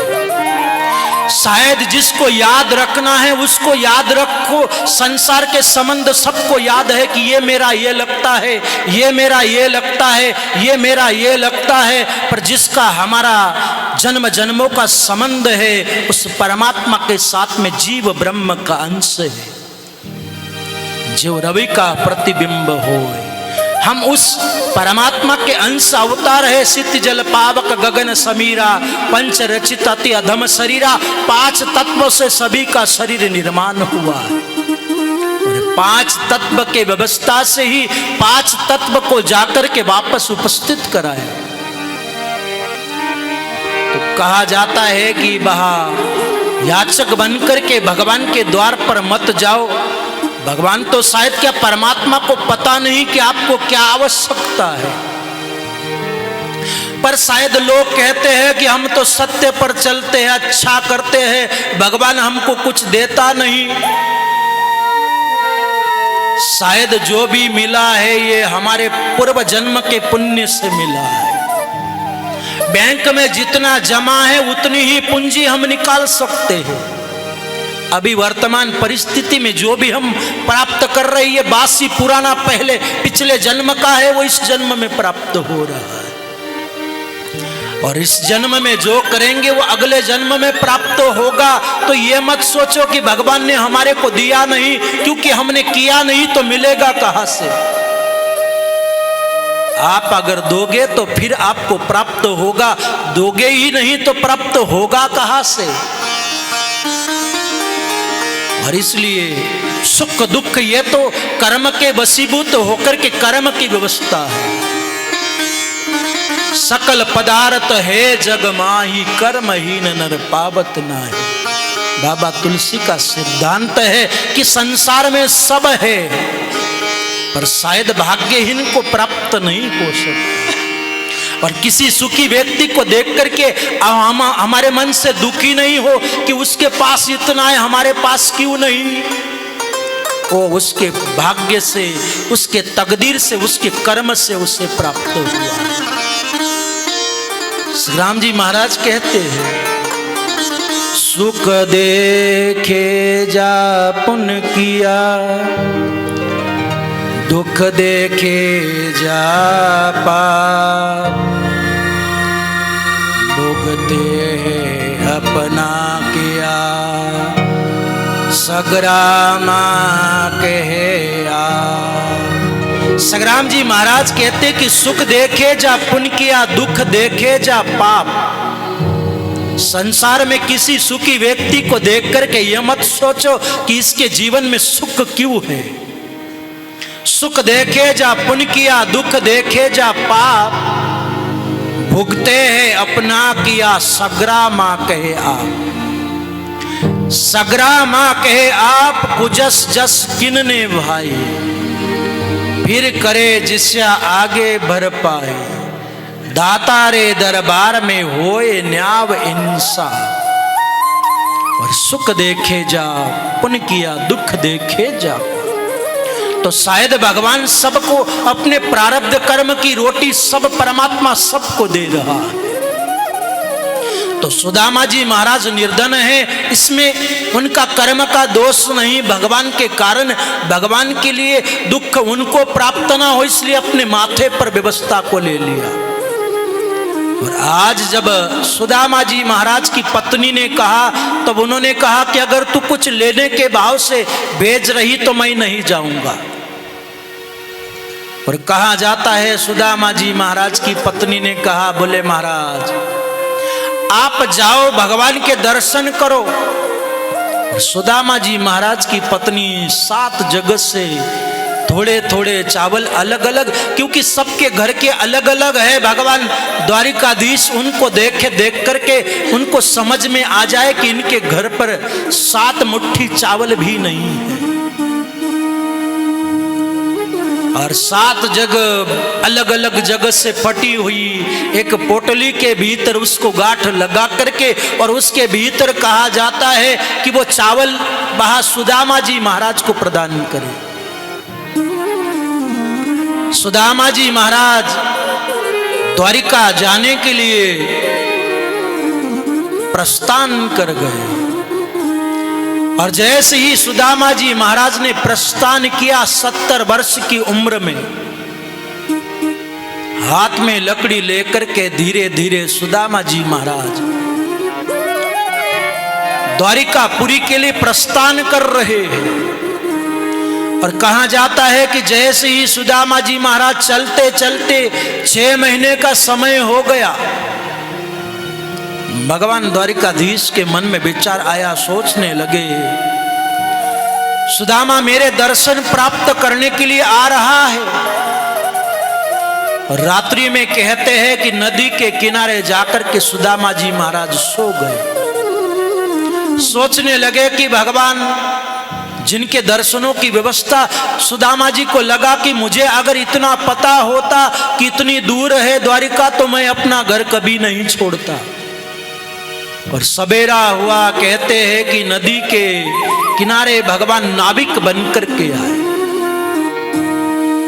सुदामा जी महाराज को देखा, देख करके महात्मा लोग कहते हैं कि भगवान जो त्रेता में बहा केवट के नौका में बैठ करके नौका से पार हुए, तो उनका ऋण था, उस ऋण को चुकाने के लिए भगवान नाविक बन करके आए। ऐसा भक्त माली जी महाराज मामा जी का मत है कि उनके ऊपर ऋण रहा। परमात्मा को लगा कि मैं किसी का ऋण धारण नहीं करता, और इसलिए उस ऋण को चुकाने के लिए भगवान स्वयं केवट का रूप, नाविक का रूप बना करके आ गए। सुदामा जी महाराज को कहा, बोले महाराज उस पार चलना है, मैं आपको ले चलूंगा। सुदामा जी ने कहा, बोले तुम लेकर के तो चलोगे, पर मेरे पास देने के लिए दादू दुनिया में 2 बड़ा, 1 रुपया 1 राम। एक सुधारे आत्मा, एक सुधारे काम। पैसे के माध्यम से संसार के कार्य सुधर सकते हैं। भगवान नाविक के रूप में आए, उन्होंने कहा, बोले महाराज पैसे नहीं लूंगा, बिना पैसे ही पार करूंगा। सुदामा जी महाराज नौका के भीतर बैठे। भगवान नौका चलाते हुए बार बार सुदामा जी महाराज को देख रहे हैं। सुदामा जी महाराज ने भगवान नाविक के रूप में आए, उनको कहा, क्यों रे भैया तुम बार बार मेरे को क्यों देख रहे हो? बोले महाराज मैं ये सोच रहा हूं आप कहां जा रहे हो? बोले द्वारिका के जो राजा है वो मेरे बचपन के मित्र है और उन्हीं से मैं मिलने जा रहा।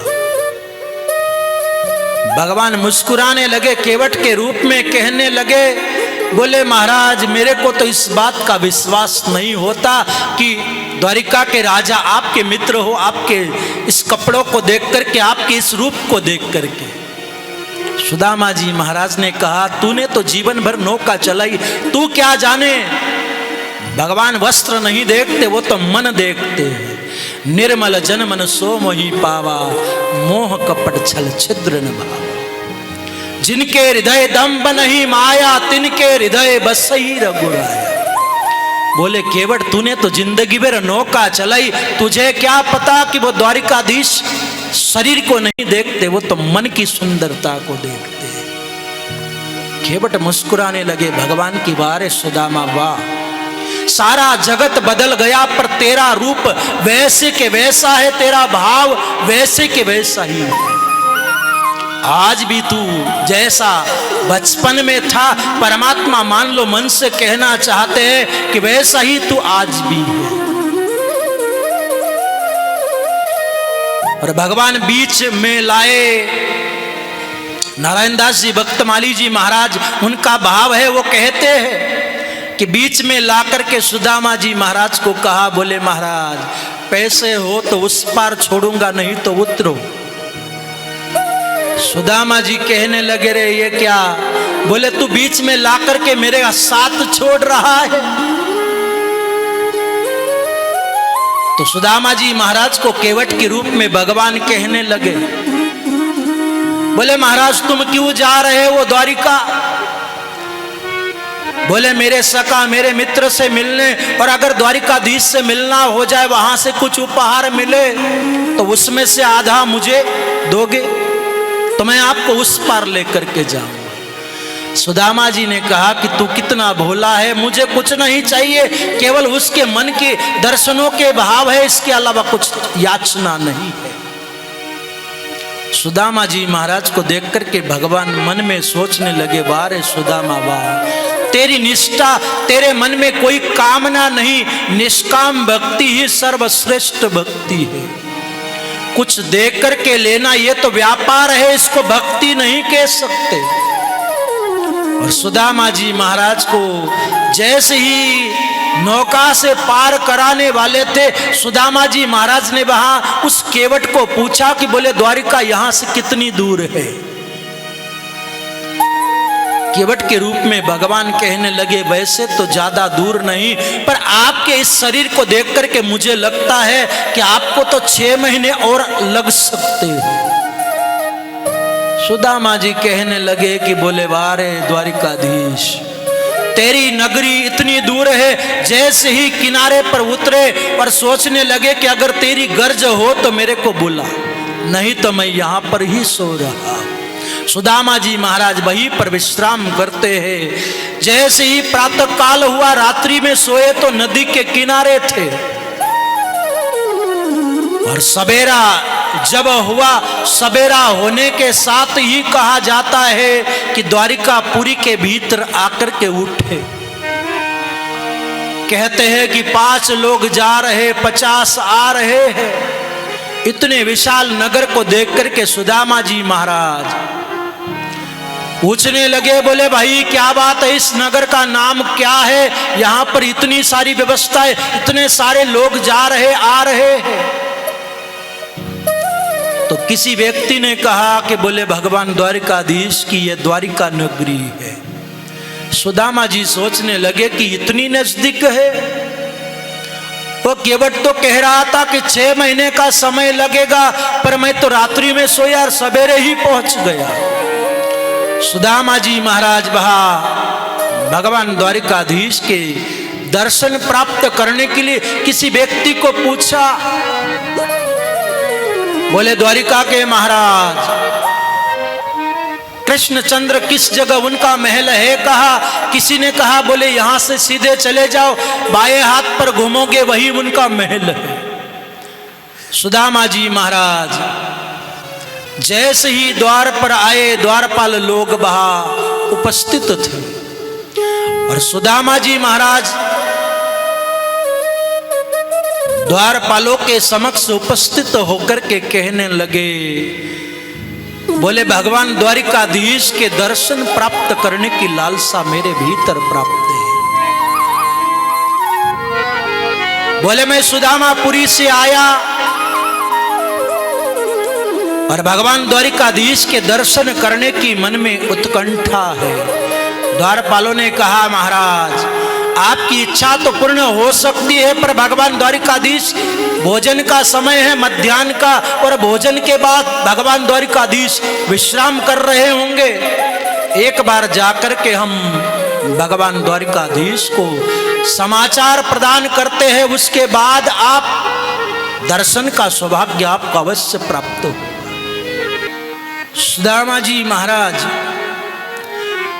जैसे ही द्वार पर पहुंचे, द्वारपालों को जाकर के समाचार दिया।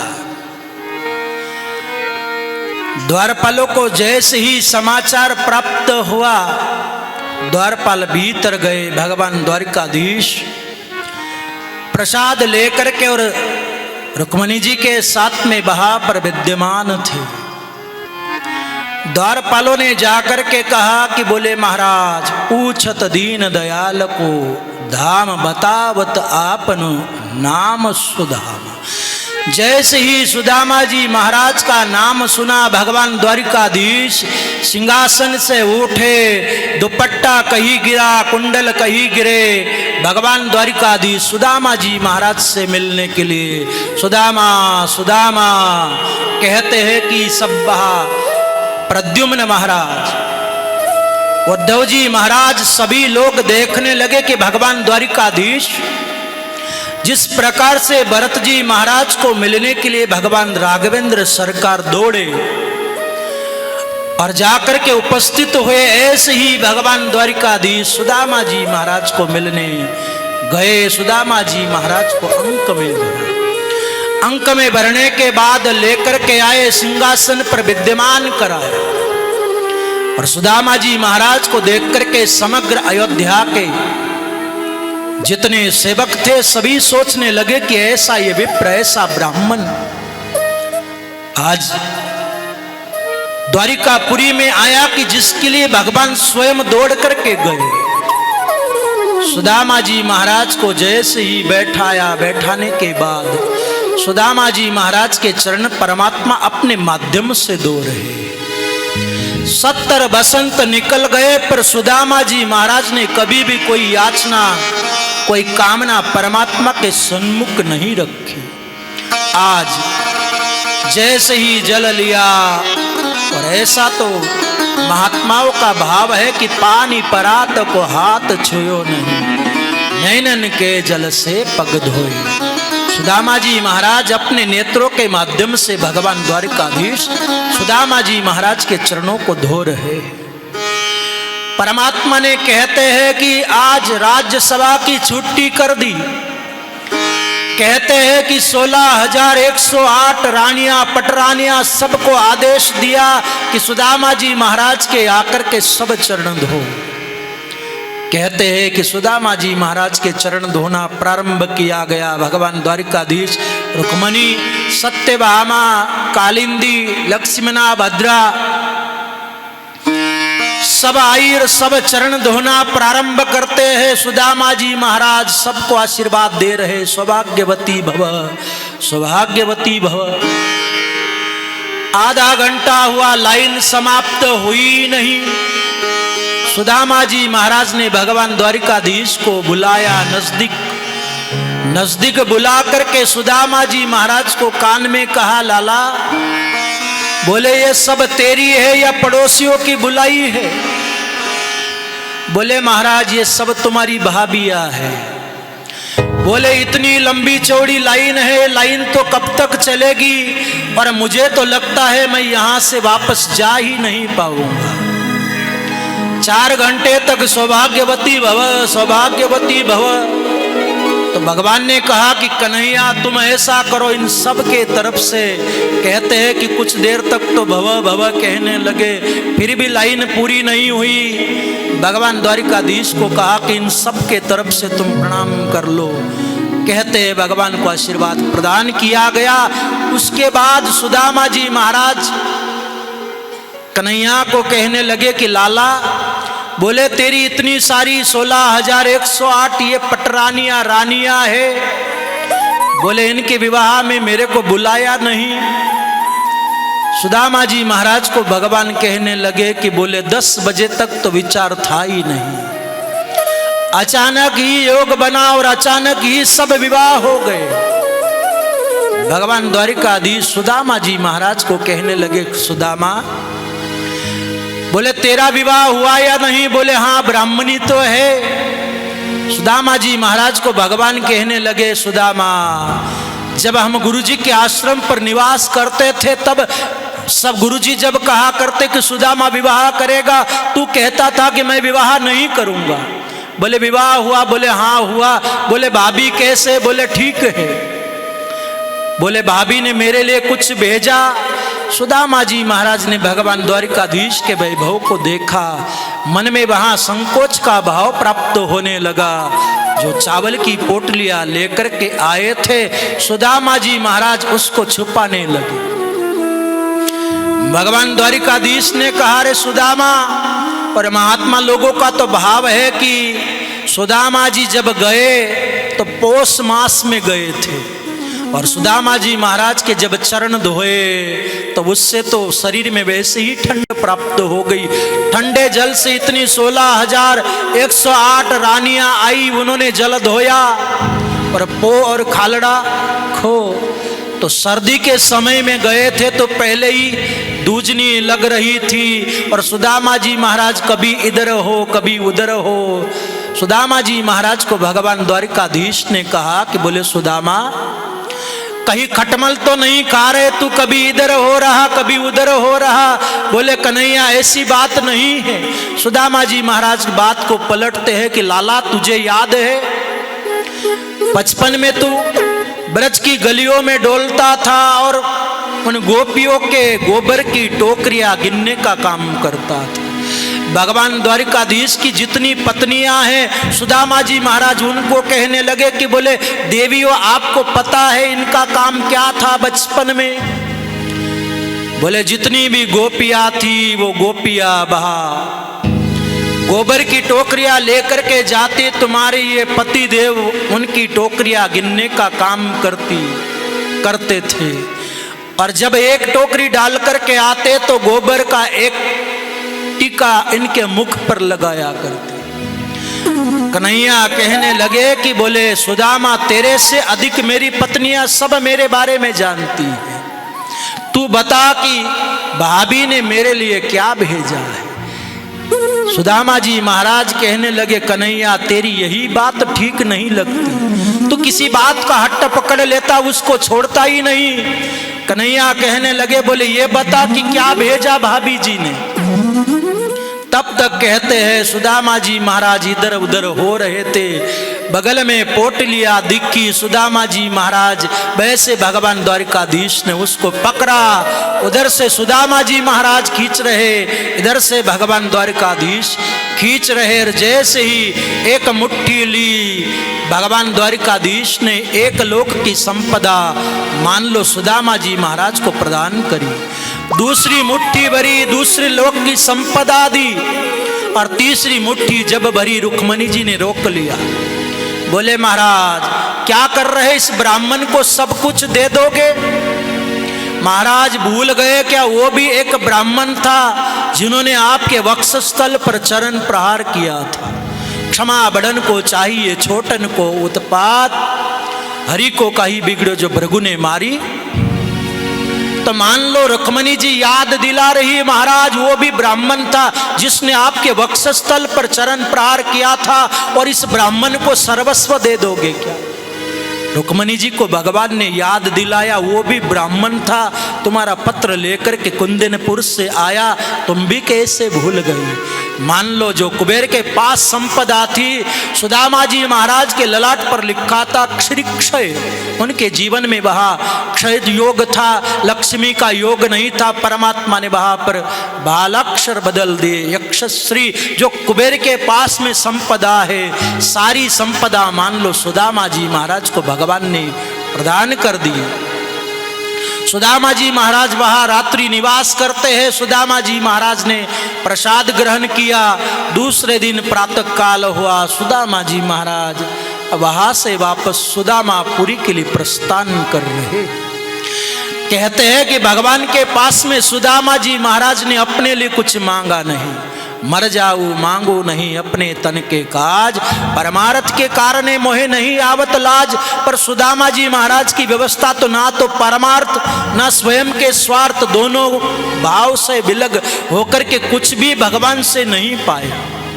और शायद परमात्मा की कृपा सहज भाव को प्राप्त करते हुए सुदामा जी महाराज जैसे आए वैसे के वैसे दर्शन प्राप्त करने के बाद वापस सुदामापुरी के लिए प्रस्थान कर गए।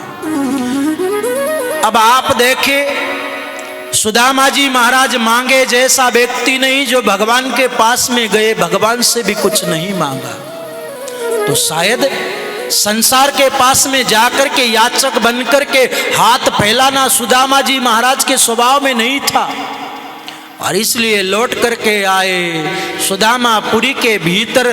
कहते हैं कि जब लौटे तब समय नहीं लगा, भगवान के द्वार पर गए। आप परमात्मा के यात्रा पर चलोगे तो शायद भगवान के मार्ग पर चलने में समय लग सकता है, पर परमात्मा की कृपा हो जाए तो वापस लौटने में समय प्राप्त नहीं हुआ।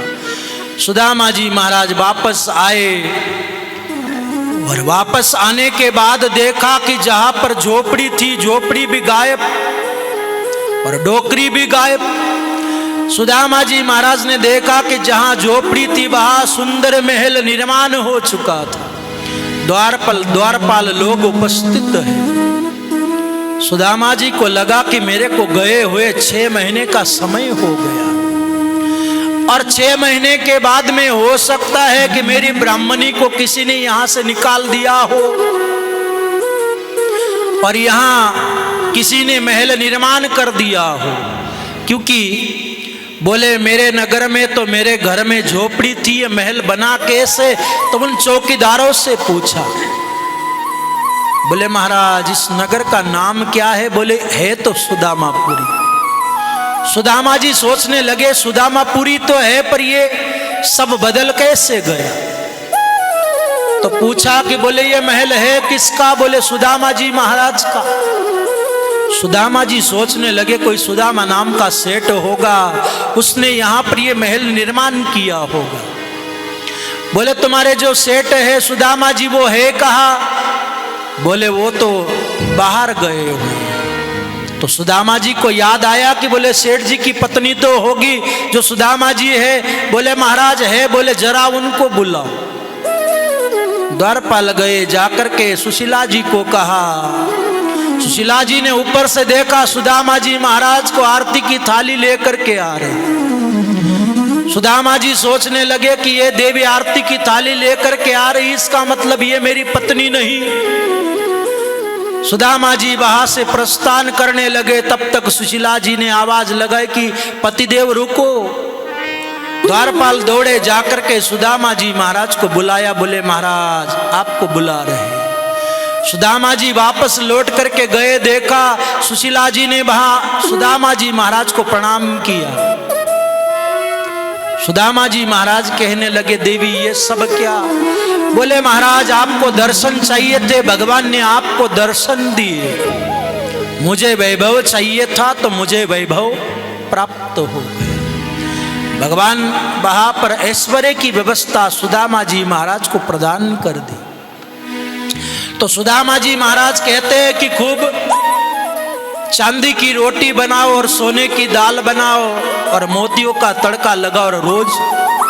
बोले मैं तो जा रहा हूं भगवान का भजन करने। तो कहने का तात्पर्य है कि भगवान शाक्य भाव के माध्यम से उनको दीन वत्सल, भक्त वत्सल इसीलिए कहा जाता है कि भक्तों के ऊपर अहेतु की कृपा प्राप्त होती। भगवान द्वारिकाधीश के माध्यम से समग्र मूल व्यवस्था परिपूर्ण होने जा रही राजर्षि परीक्षित जी महाराज, सुखदेव जी महाराज को ये पावन प्रसंग श्रवण करा रहे हैं। कहा जाता है कि वहां पांडवों के माध्यम से राजसु यज्ञ किया जा रहा और नारद जी महाराज ने भगवान द्वारिकाधीश को समाचार अवगत कराया कि बोले महाराज, पांडवों के द्वारा राजसु यज्ञ किया जा रहा, नई इंद्रप्रस्थ नई राजधानी का निर्माण हो रहा, जिसको वर्तमान में दिल्ली कहा जाता, प्राचीन काल में वही इंद्रप्रस्थ जिसी को कहा जाता था। तो बोले पांडवों के माध्यम से नई राजधानी का निर्माण प्राप्त हो रहा है, राजसु यज्ञ निर्माण किया जा रहा। और राजसु यज्ञ जब निर्माण किया जा रहा तो कहते हैं कि भगवान राजसु यज्ञ में भाग लेने जाने वाले थे, तब तक मगध देश के माध्यम से अपने मूल भाव को धारण करते हुए जरासंध महाराज ने 20,000 राजाओं को बंदी बना करके रखा है।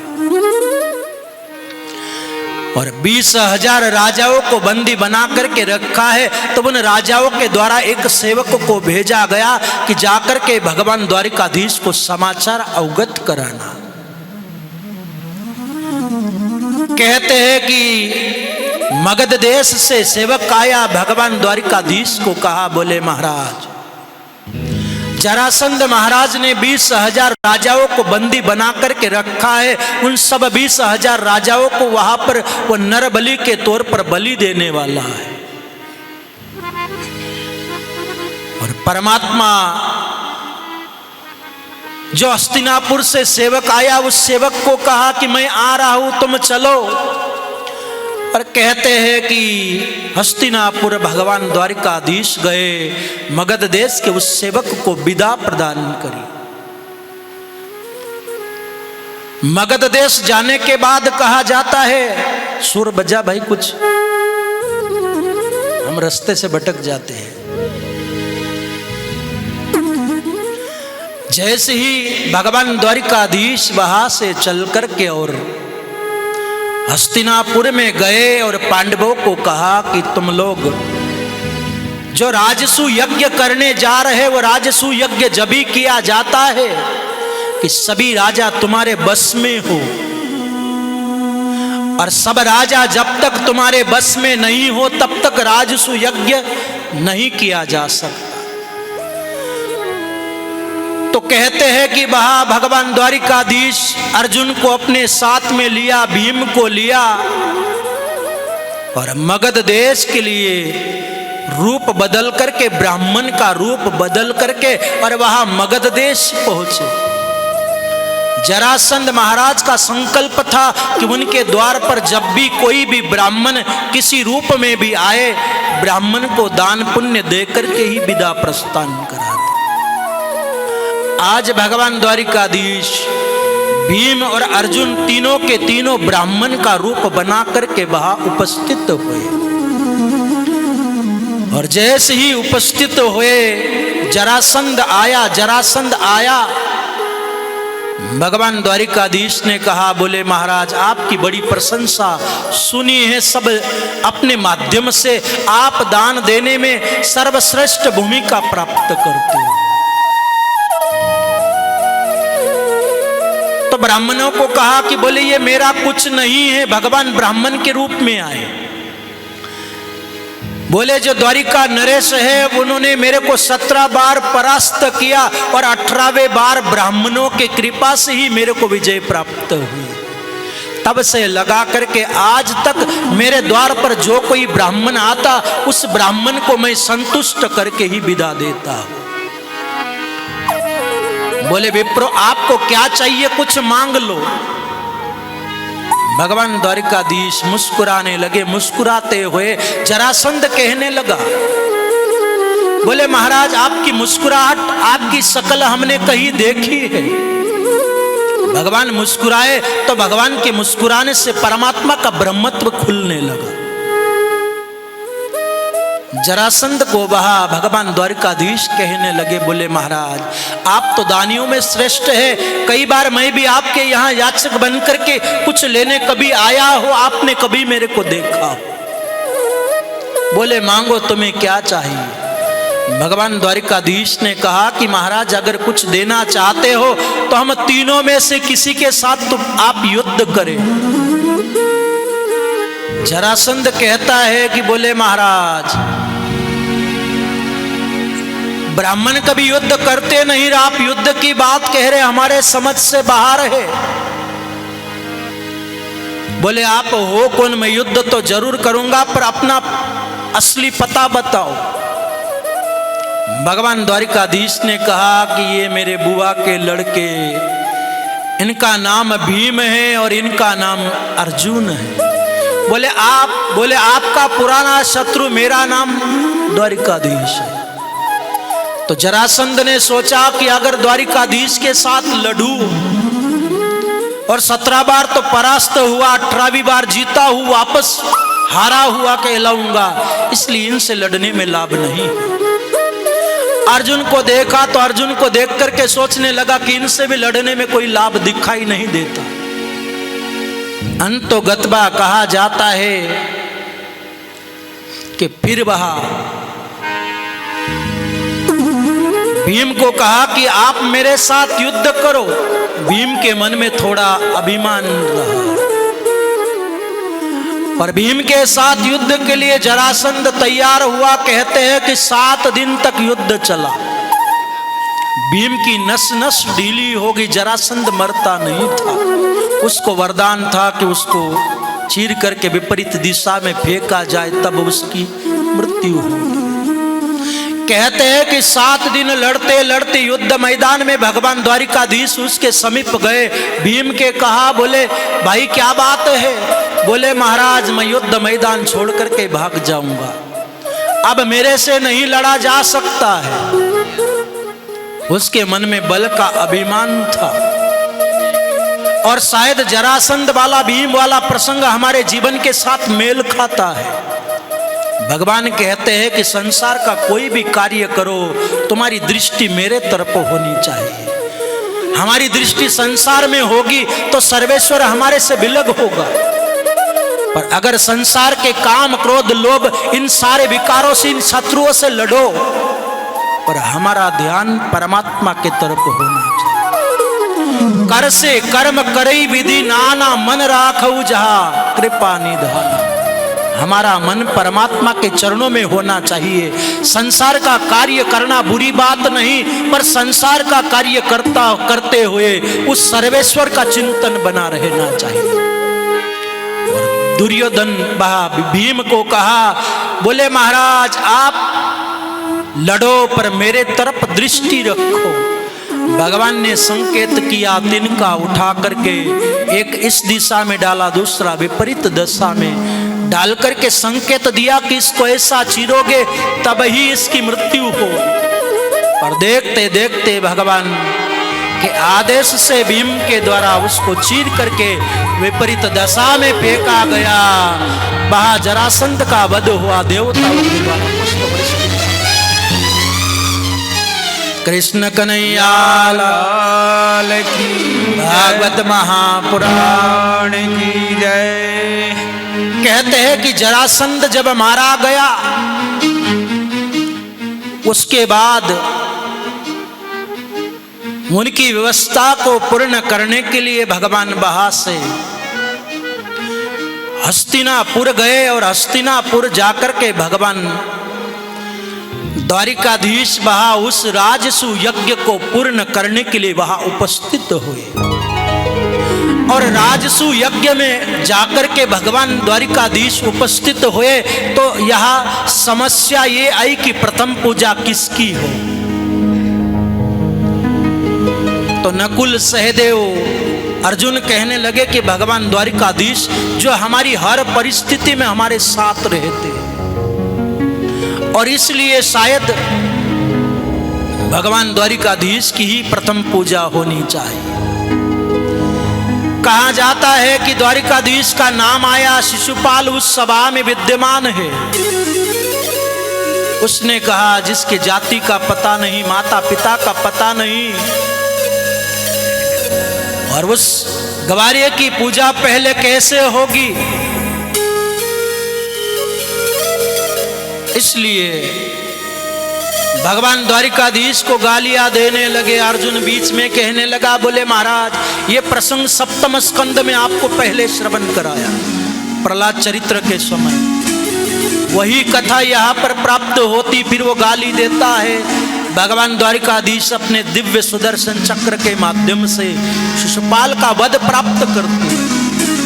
शिशुपाल मारा गया, दंत वक्र आया, उसका भी भगवान ने उद्धार किया। और कहते हैं कि इनका मित्र था शाल्व देश का राजा महाराज शल्व। उनको पता चला कि दंत वक्र शिशुपाल दोनों मारे गए। इधर भगवान ने यज्ञ को परिपूर्णता प्रदान करने के लिए कहते हैं कि वह योग बना, यज्ञ प्रारंभ हुआ और उस यज्ञ में सभी को बिलग बिलग सेवा प्राप्त कर दी। दुर्योधन को वह खजाने के माध्यम से खजाने का कार्य सौंपा कि दुर्योधन के हाथ में एक रेखा थी कि जितना ले देगा उतना खजाने में डबल होगा।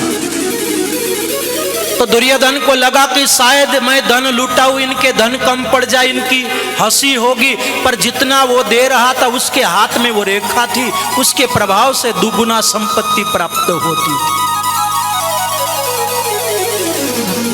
इधर द्रौपदी को भोजन परोसने की, भीम को सेवा प्राप्त कराई। भगवान द्वारिकाधीश जो भी ऋषि महर्षि लोग आए उनकी चरण धोने की सेवा भगवान द्वारिकाधीश को प्राप्त हुई।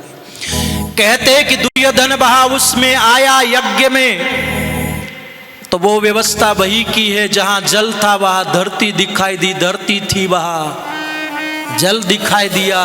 द्रौपदी मुस्कुराई, कहा कि अंधे के जाए, और उसके माध्यम से विनाशकारी कौरव पांडवों का युद्ध उसी के माध्यम से उसकी नींव रखी गई। तो शल्व देश के राजा महाराज शल्व, शिशुपाल दंत वक्र मारा गया। कहते हैं उसने साधना के प्रभाव से दिव्य रथ प्राप्त किया था, मायावी शक्ति उसके पास थी, और उस मायावी शक्ति के द्वारा उसने द्वारिकापुरी पर चढ़ाई कर दी। भगवान द्वारिकाधीश तो यहाँ यज्ञ में आए हुए थे, पीछे प्रद्युम्न महाराज के साथ में वो लड़ा, क्योंकि द्वारिकाधीश ने मेरे दोनों मित्रों को मारा है।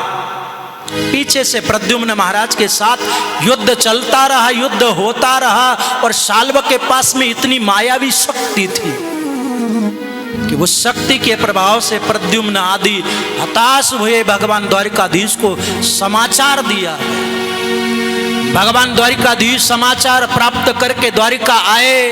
वहां शाल्व नरेश को भगवान ने मायावी शक्ति से परिपूर्ण करते हुए अपने धाम का अधिकार प्रदान किया। शाल्व महाराज की मृत्यु हुई, देवताओं ने पुष्प वृष्टि प्राप्त। अब यहां पर परमात्मा को भूमंडल पर आए हुए 125 वर्ष पूर्ण होने जा रहे हैं। 125 वर्ष परिपूर्ण होने के बाद सूर्य ग्रहण के पावन अवसर पर सभी यदुवंशी लोग कुरुक्षेत्र की धरती पर जाकर के उपस्थित हो रहे। ये ऐसे मत बजा भाई, थोड़े सुर से चल, सुर लगा कुछ।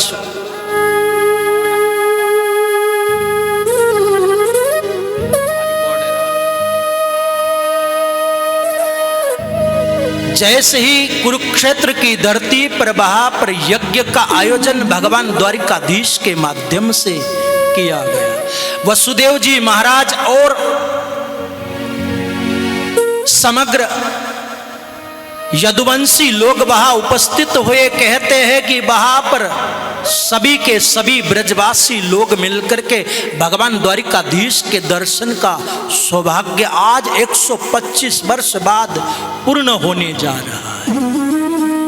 नंद बाबा, जसोदा जी, राधा रानी, सभी गोप ग्वाल बाल मिलकर के सोचने लगे कि द्वारिकाधीश के दर्शन का सौभाग्य कुरुक्षेत्र की धरती पर सूर्य ग्रहण के अवसर पर प्राप्त होने जा रहा है। और सूर्य ग्रहण के पावन अवसर पर जब सब लोग आए, भगवान द्वारिकाधीश अपनी पर्ण कुटीर में विश्राम ले रहे। जसोदा जी खोजते खोजते बहा कि मेरे लाला को कोई बताओ, लाला है कहाँ? द्वारिकाधीश के कानों में आवाज पड़ी। द्वारिकाधीश को लगा कि मैया यशोदा के अलावा लाला मुझे और कोई कहता नहीं। पर्ण कुटीर से द्वारिकाधीश बाहर आए और बाहर आकर के द्वारिकाधीश ने जैसे ही मैया जसोदा जी को देखा, मैया को आवाज लगाई कि मैया तेरा लाला इधर है। जसोदा जी ने आज 125 वर्ष बाद पहली बार लाला कन्हैया को गले से लगाया। कहा रे लाला, तू गया उसके बाद में हमारी सुध ही नहीं ली। परसों का कह करके गया, पर वर्ष बीत गए और वर्ष बीत गए, हमारी याद नहीं आई। लाला कन्हैया और जसोदा जी का मिलाप हुआ। परमात्मा अपनी सब रानियों को लाकर के जसोदा जी को प्रणाम कराया। सभी ब्रजवासी गोप ग्वाल बाल मिलकर के और भगवान द्वारिकाधीश से मिलते हैं। चिवरे लाला, तेरे को बड़ा पद प्राप्त हो गया, हम छोटे मोटों को भूल गया। द्वारिकाधीश कहने लगे, बोले भाई ऐसी बात नहीं। परमात्मा की दृष्टि के लिए ये सब छोटा है बड़ा है ये नहीं है। और सब लोग मिले, कहते हैं कि राधा रानी भी वहां पर उपस्थित थी। कहते हैं कि द्रौपदी आई और द्रौपदी ने आकर के भगवान द्वारिकाधीश की 16,000 पत्नियां 108 सब रानियों से मिली। और द्रौपदी मिली तो संसार की चर्चा हुई कि तुम्हारा विवाह कैसे हुआ, तुम्हारे विवाह में कौन सी समस्या आई। प्रायः हम कहा करते हैं कि संसारी से संसारी मिलते हैं तो 3 चीज की चर्चा होती कि तुम्हारा घर बार कितना है, परिवार कितना है, धनमाल कितना है। तो वही की वही चर्चा सभी बोल रही है। यहां पर सत्संग किया, परमात्मा की चर्चा नहीं हो रही। राधा रानी के पास गए जब सत्संग की और ब्रह्म की चर्चा प्राप्त हुई।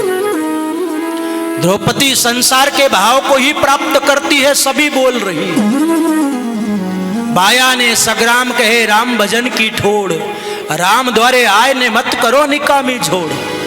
मत करो निकामी झोड़, झोड़ में टोटो भारी और हीरा रो व्यापार बिनज मद बिनचो खारी। राम भजन रे कारणे आई घर सुदोड़। बाया ने सग्राम कहे राम भजन की ठोड़। वहां पर महिलाएं एकत्रित हुई, द्रौपदी आदि तो संसार की चर्चा कर रही। ब्रह्म की चर्चा तो राधा रानी के सानिध्य में प्राप्त होती। कहते हैं कि भगवान द्वारिकाधीश ने वहां अपनी मुख्य 8 पटरानियों को कहा कि बोले राधा जी आई, आप सभी मिलकर के राधा रानी के दर्शन अवश्य करना। और कहा जाता है कि भगवान द्वारिकाधीश ने कहा कि राधा जी से मिलने जाओ तो खाली हाथ मत जाना, कुछ लेकर के जाना। स्वर्ण के कलश में बहा दूध लिया और दूध का कलश लेकर के राधा रानी से मिलने भगवान की 8 पटरानियां जा रही। राधा जी की सारी सखियां वहां बैठी है। कोई संसार की चिंतन, कोई किसी प्रकार के संसार की चर्चा प्राप्त नहीं हो पा रही, सभी ब्रह्म चिंतन में लगी। सबसे पहले भगवान की 8 रानियां गई। सबसे पहले विशाखा जी को देखा। विशाखा जी को देख करके सोचने लगी कि यही राधा रानी है, उनको प्रणाम करने लगी। विशाखा जी कहती है कि बोले राधा जी तो आगे, मैं तो उनकी दासी हूं। कहा जाता है कि कुछ दूर और गए, चंद्र सखी मिली, उसको देखा, कहा हम भी नहीं, आगे जाओ। कई सारी दासियां मिलती रही, कहने लगे हम राधा रानी की दासियां। अंत में राधा जी एक डोरी पर बैठी और डोरी पर बैठे बैठे ब्रह्म चिंतन के भाव प्राप्त हो रहे। ना कोई दिखावट है, ना कोई सजावट है, ना कोई बनावट है।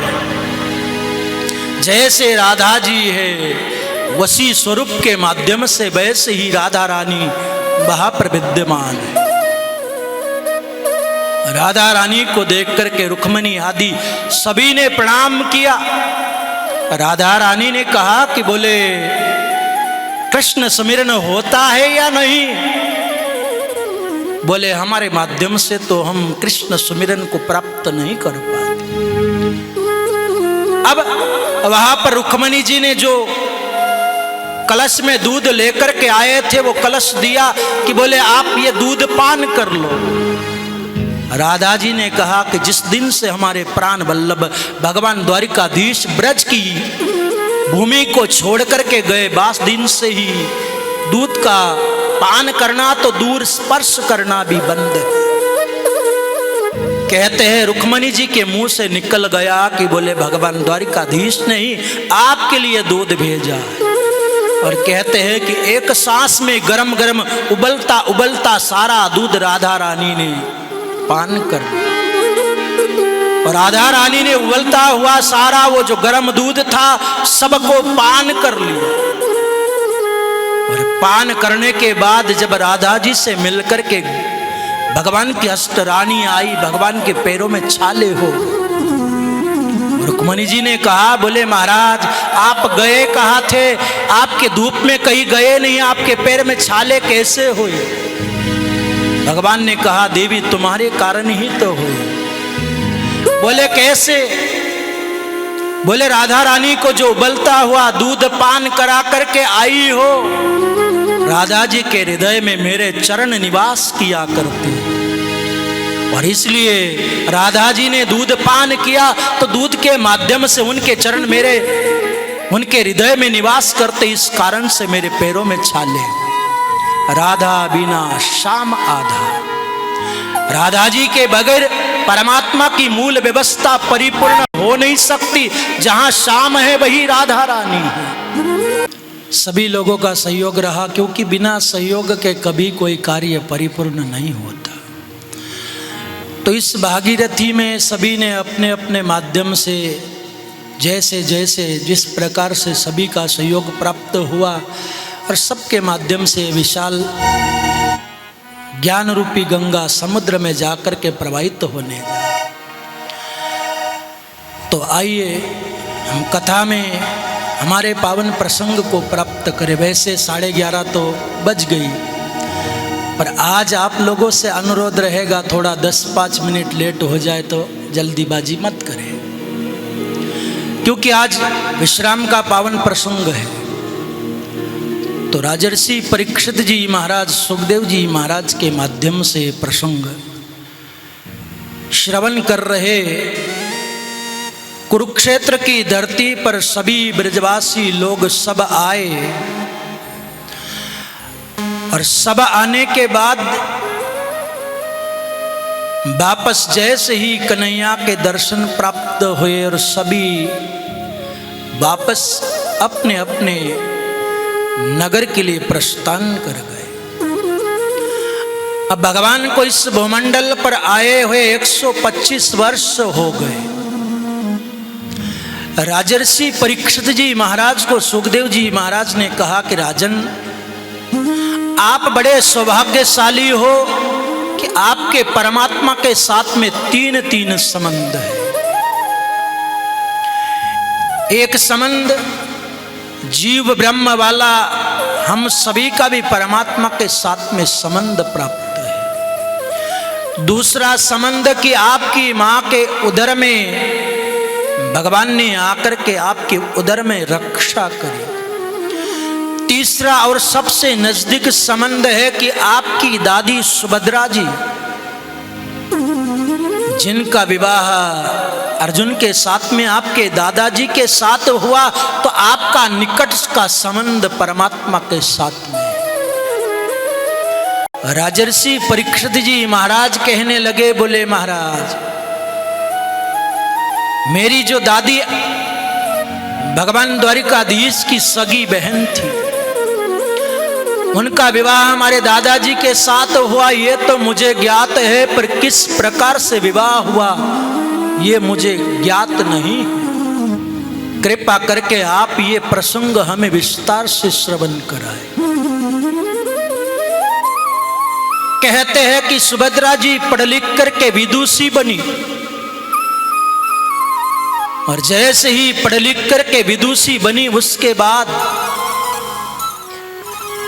बलभद्र महाराज के शिष्य रहे दुर्योधन, तो दुर्योधन के प्रति थोड़ा बलभद्र महाराज का भाव था कि ये मेरा शिष्य है। भगवान द्वारिकाधीश को लगा कि अगर बलभद्र महाराज सुभद्रा का विवाह दुर्योधन से कर दे तो ठीक नहीं होगा, और सुभद्रा का थोड़ा आकर्षण वहां पर अर्जुन के प्रति रहा। भगवान द्वारिकाधीश ने योजना प्राप्त करी, अर्जुन को कहा कि तुम त्रिदंडी सन्यासी का वेश बनाओ, और त्रिदंडी सन्यासी का वेश बना करके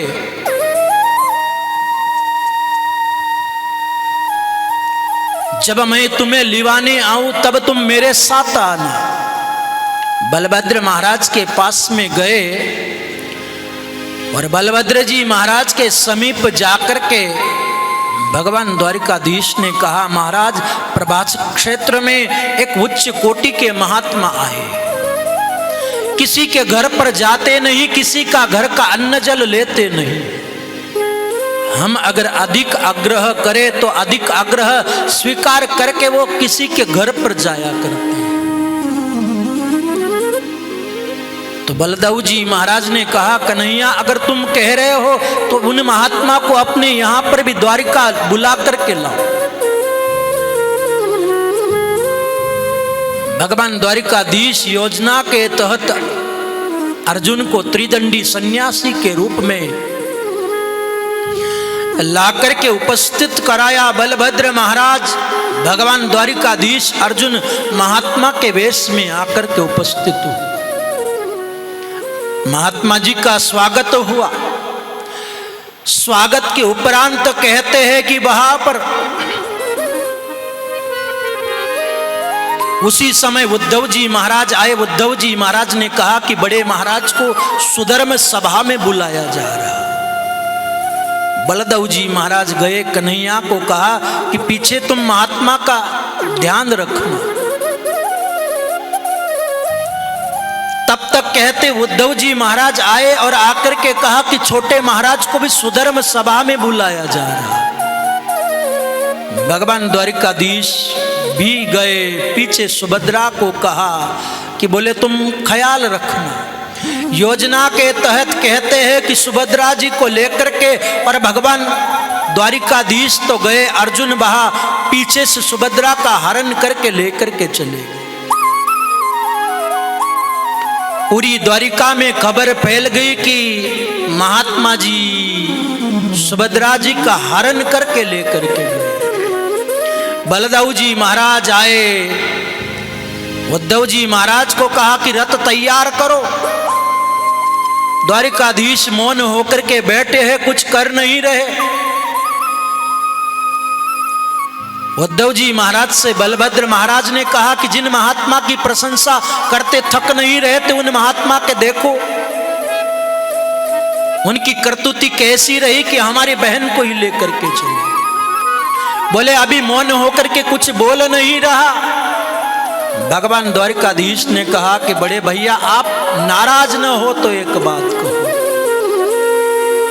बोले कह दे। बोले महाराज वो महात्मा कोई और नहीं, हमारे ही बुआ का लड़का अर्जुन है। भगवान द्वारिकाधीश को बलभद्र महाराज ने कहा फिर इतनी नौटंकी करने की आवश्यकता क्या थी। बोले महाराज मेरे को आपसे भय प्राप्त हुआ, मैं आपसे कह नहीं पाया। बलदेव जी महाराज प्रभास क्षेत्र में गए, अर्जुन को और सुभद्रा को लेकर के आए। बोले महाराज चलो। बोले महाराज इसमें मेरा कुछ नहीं, ये तो भगवान द्वारिकाधीश नहीं मेरे को कहा। तो इस प्रकार से वह सुभद्रा जी का विवाह अर्जुन के साथ में परमात्मा की स्वीकृति के माध्यम से परिपूर्ण हो। अब भगवान की अलौकिक व्यवस्था में तीनों देवताओं में कौन से देवता श्रेष्ठ है? नारद जी महाराज विचरण करते हुए जा रहे थे, रास्ते में कहते हैं शकुनी का पुत्र बुकासुर रास्ते से उधर से आ रहा था। नारद जी महाराज से पूछा, बोले महाराज सबसे सरल और सबसे सहज किन की कृपा प्राप्त होती है? बोले सबसे सरल और सहज कृपा करने वाले एक ही देवता है, भोले बाबा। उनको आप जल चढ़ाओ और कहो भो, वो कहते ले, इसलिए नाम पड़ा भोले। एक जल का लोटा चढ़ाने मात्र से ही उनकी कृपा सहज में प्राप्त हो जाए। तो शकुनी का पुत्र बुकासुर वह साधना करता है और साधना के माध्यम से भगवान शिव को प्रसन्न किया। कहते हैं कि अपना मस्तिष्क काट करके और भोले बाबा के चरणों में चढ़ाना चाहता। तब ही भोले बाबा ने उसके खड्ग को पकड़ लिया, उसका हाथ पकड़ा। हाथ पकड़ करके भोले बाबा ने कहा कि मैं प्रसन्न हूं, बोल क्या चाहिए? बुकासुर कहने लगा, बोले महाराज पार्वती जी को देखा, कहा कि बोले मैं जिसके माथे पर हाथ रखूं उसको आप भस्मासुर कहते, पर भागवत की कथा में उसका नाम बुकासुर आया। कहा जाता है कि वहां पर जैसे ही कहा कि जिसके भी माथे पर हाथ दूं वो भस्म हो जाए, मन में लालसा जागी, पार्वती जी को पाने की, पार्वती जी के रूप के प्रति आसक्ति जागी। कहते हैं कि भोले बाबा के माथे पर मन में विचार आया कि जिन्होंने वरदान दिया उन्हीं को ही भस्म करूं, पता लग जाएगा। आगे आगे भोले बाबा, पीछे पीछे बुकासुर दौड़ रहा है। कुछ दूर जाने के बाद कहते हैं कि भगवान विष्णु के लोक में भोले बाबा गए। भगवान विष्णु से प्रार्थना करी, बोले महाराज मेरी रक्षा करो। भगवान ने सारी बात कही। कहने के बाद भगवान विष्णु एक ब्राह्मण का रूप बना करके बुकासुर के समक्ष आए और बुकासुर को कहा कि तू इतना दौड़ा दौड़ा कहां जा रहा है, समस्या क्या है? बोले भोले बाबा से मैंने वरदान प्राप्त किया, जिसके माथे पर भी हाथ रखूं वो भस्म हो जाए। ब्राह्मण के वेश में भोले बाबा वहां भगवान विष्णु कहने लगे, बोले तुम भोले बाबा पर विश्वास करते हो, उनकी बात का विश्वास मत करो। बोले वो कहते वो बात सत्य नहीं होती। और भगवान ने मायावी शक्ति से उसकी बुद्धि फेरी, भगवान नाचने लगे। वो भी कहते हैं कि वह ब्राह्मण के रूप में उनके साथ में भगवान रूप बदल करके आए थे, नाचने लगा। नाचते नाचते कुछ लोग कहते हैं कि भगवान ने नारी का रूप धारण किया, पर वह तो वैसे ही लिखी हुई है बात। भगवान नाचने लगे। नाचते नाचते भगवान ने माथे पर हाथ रखा, उसने भी माथे पर हाथ रखा, भस्म हुआ। भगवान शिव की अलौकिकता प्राप्त हुई। कहते हैं कि सभी ऋषि लोग मिलकर के चर्चा प्राप्त करने लगे, सोचने लगे कि तीनों देवताओं में श्रेष्ठ कौन से देवता है। नारद जी महाराज को वहां पर प्रश्न किया गया, बोले महाराज सबसे सरल और सबसे सहज किन की कृपा होती? और तीनों देवताओं में ब्रह्मा विष्णु महेश तीनों में श्रेष्ठ कौन है? कहते हैं कि नारद जी महाराज ने कहा, भृगु महाराज को आदेश दिया कि आप जाओ और परीक्षा करो कि तीनों देवताओं में सबसे सरल सबसे सहज किसकी कृपा होती। भृगु जी महाराज गए, ब्रह्मलोक में गए। भृगु जी महाराज ने जाकर के जैसे ही उपस्थित हुए, ब्रह्मा जी महाराज को प्रणाम नहीं किया तो उनको क्रोध आ गया। कहते वहां से शिवलोक गए, भगवान शिव को अमंगल वेशधारी कहा, कटु वचन कहे, भोले बाबा को क्रोध आया। वहां से विष्णु लोक गए, भगवान विष्णु वहां क्षीर शैया में लक्ष्मी जी उनकी चरणों की सेवा कर रही थी। उनके वक्षस्थल पर चरण का प्रहार किया। भगवान विष्णु ने उनके चरण लिए, भृगु महाराज के कहने लगे, महाराज मेरा वक्षस्थल, मेरा सीना कठोर है और आपके चरण कोमल है, आपको कष्ट प्राप्त हुआ होगा। भृगु जी महाराज पानी पानी हो गए। क्षमा बड़न को चाहिए, छोटन को उत्पात। वही व्यवस्था रही। भृगु जी महाराज पानी पानी हुए, वापस जाकर के कहा कि तीनों देवताओं में सर्वश्रेष्ठ व्यवस्था भगवान विष्णु की हो सकती। अब धीरे धीरे समय निकला और भगवान एक दिन सुधर्म सभा में विद्यमान है। भगवान सुधर्म सभा में विद्यमान रहे तो अपने कुटुंबीजनों को उपदेश प्रदान कर रहे।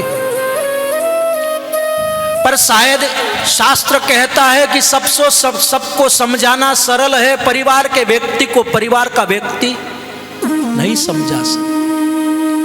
भगवान सुधर्म सभा में बैठकर के अपने पुत्रों को उपदेश दे रहे, क्योंकि परमात्मा के कान में बात पड़ चुकी है और परमात्मा ने भाव लेकर के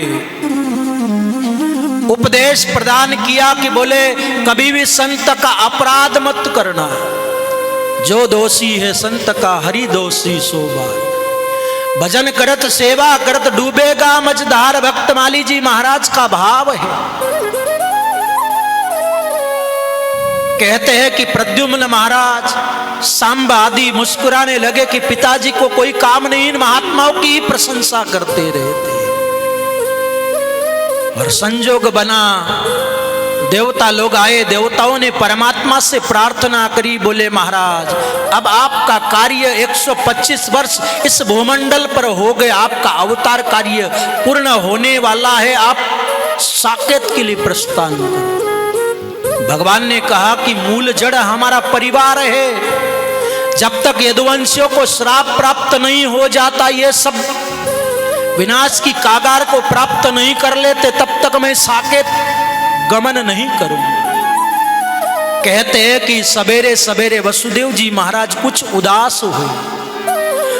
उधर कहते हैं कि महात्माओं के माध्यम से प्रभास क्षेत्र में कण्व, च्यवन, दुर्वासा, अंगिरा सभी ऋषि महर्षि लोग एकत्रित हुए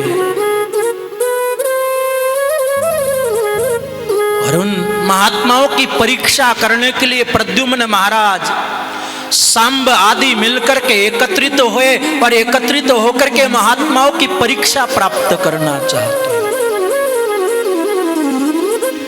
सांब को साड़ी पहनाई, साड़ी पहना करके नारी का सुंदर श्रृंगार कराया और दुर्वासा जी महाराज के पास में लेकर के गए कि ये नई बहू है, इसको क्या होगा, आप कृपा करके बताओ, आप त्रिकालदर्शी हो।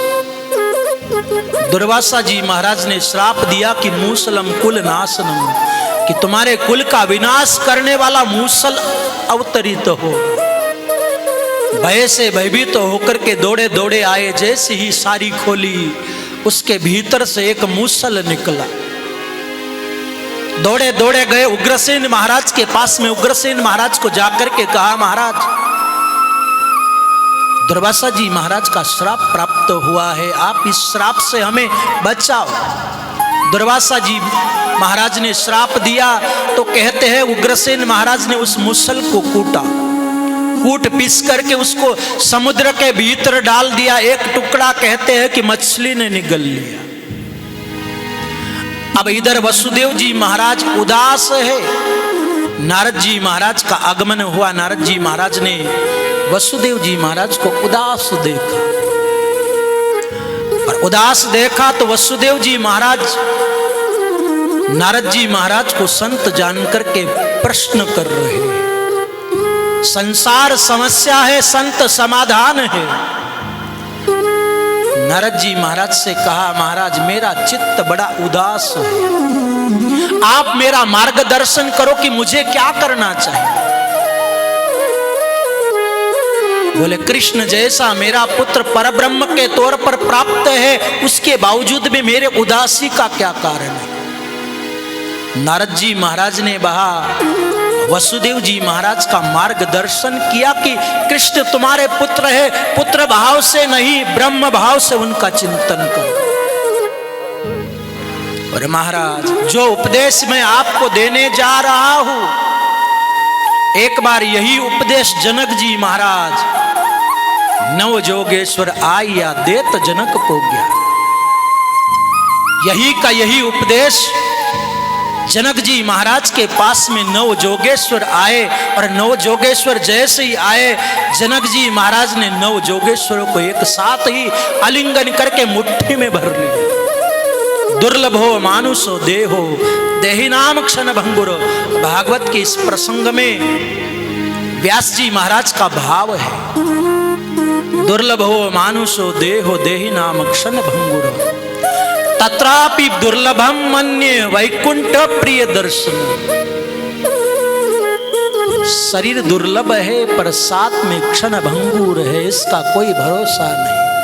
अब चालता था, अब बोलता था, अब जाए जंगल में डेरा किया। कबीर गंदी देह का मोह भरोसा न है। सुबह था बाजार में, सांझे मसाना माए, ऐसा शरीर है।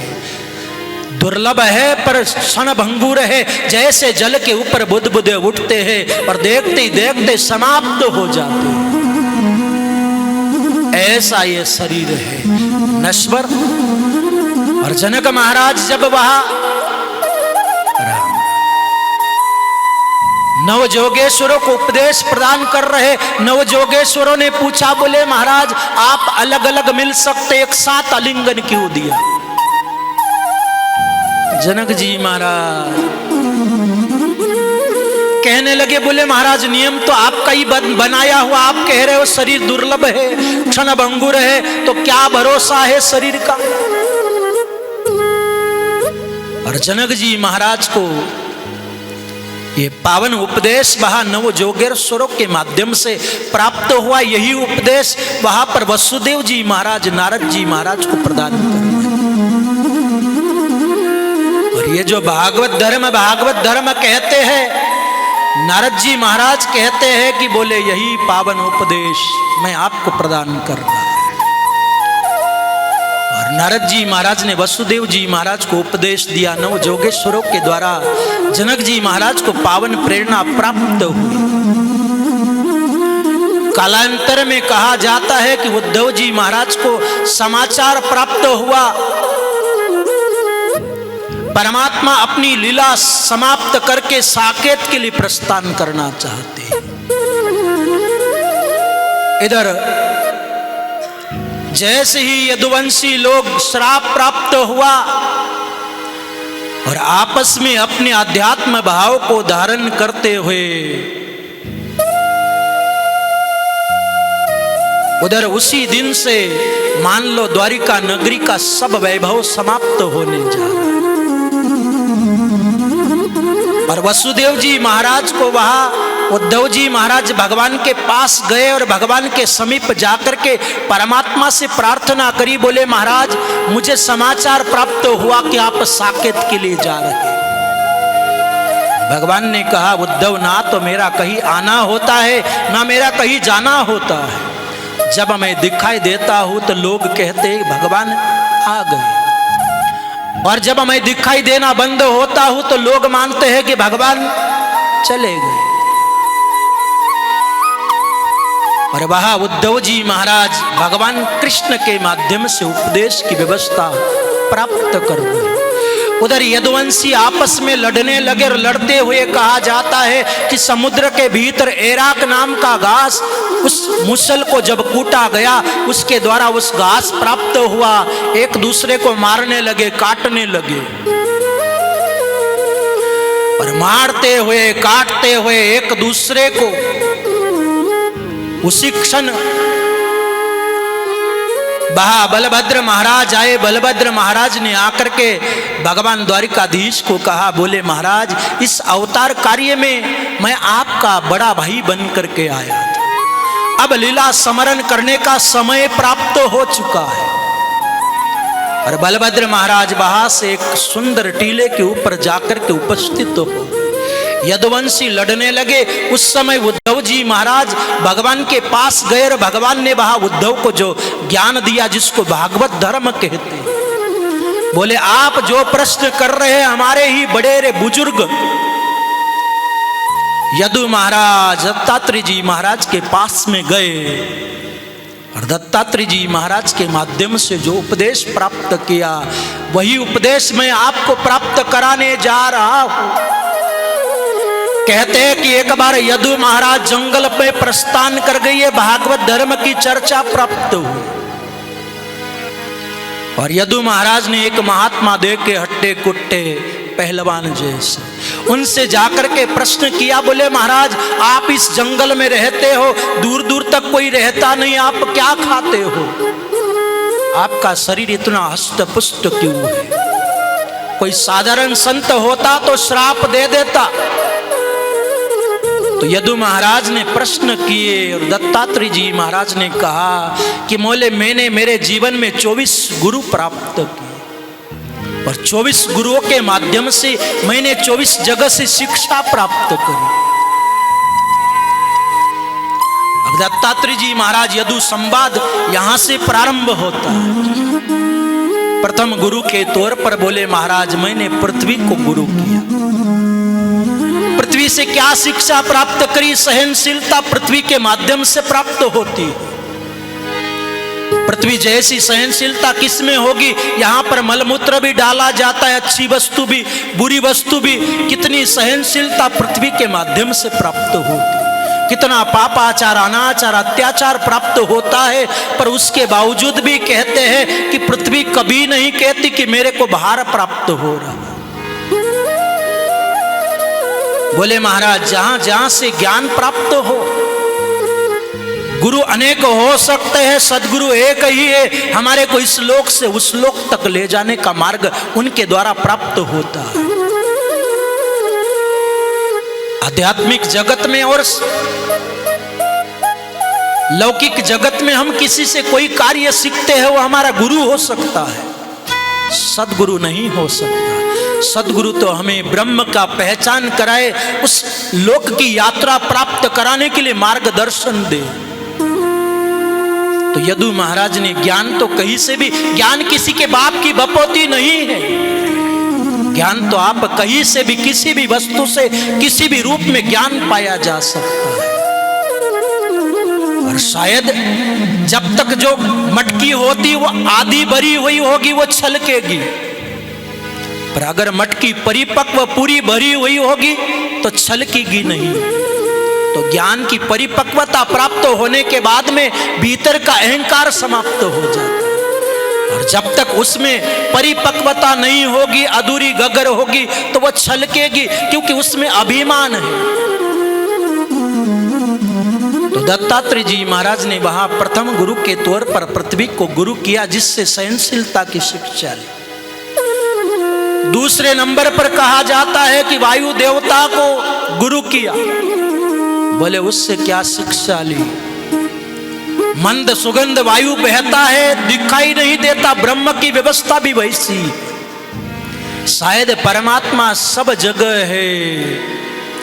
पवन देवता चलता है, वायु बहता है, सब कहते हैं कि कितना ठंडा ठंडा हवा आ रही, पवन देवता बह रहे। कहते जरूर है पर दिखाई नहीं देते। वैसे परमात्मा सब जगह उसकी सत्ता प्राप्त है, पर उसको प्राप्त करने के लिए पुरुषार्थ की आवश्यकता है। तो वायु से मैंने शिक्षा प्राप्त करी। बोले तीसरे गुरु के तौर पर आकाश को गुरु किया। आकाश की क्या शिक्षा प्राप्त करी? बोले आकाश का ना तो कोई आदि है ना कोई अंत है। तो परमात्मा का भी संसार में कोई आदि और अंत आज तक कोई जान नहीं पाया, इसलिए मैंने आकाश को गुरु किया। चौथे नंबर पर कहा जाता है कि जल को गुरु किया। जल से क्या शिक्षा ली? पानी तेरा रंग कैसा जिसमें मिलाया वैसा। जल को आप कितना भी गर्म करो उसके बावजूद उसमें शीतलता के भाव प्राप्त होते हैं।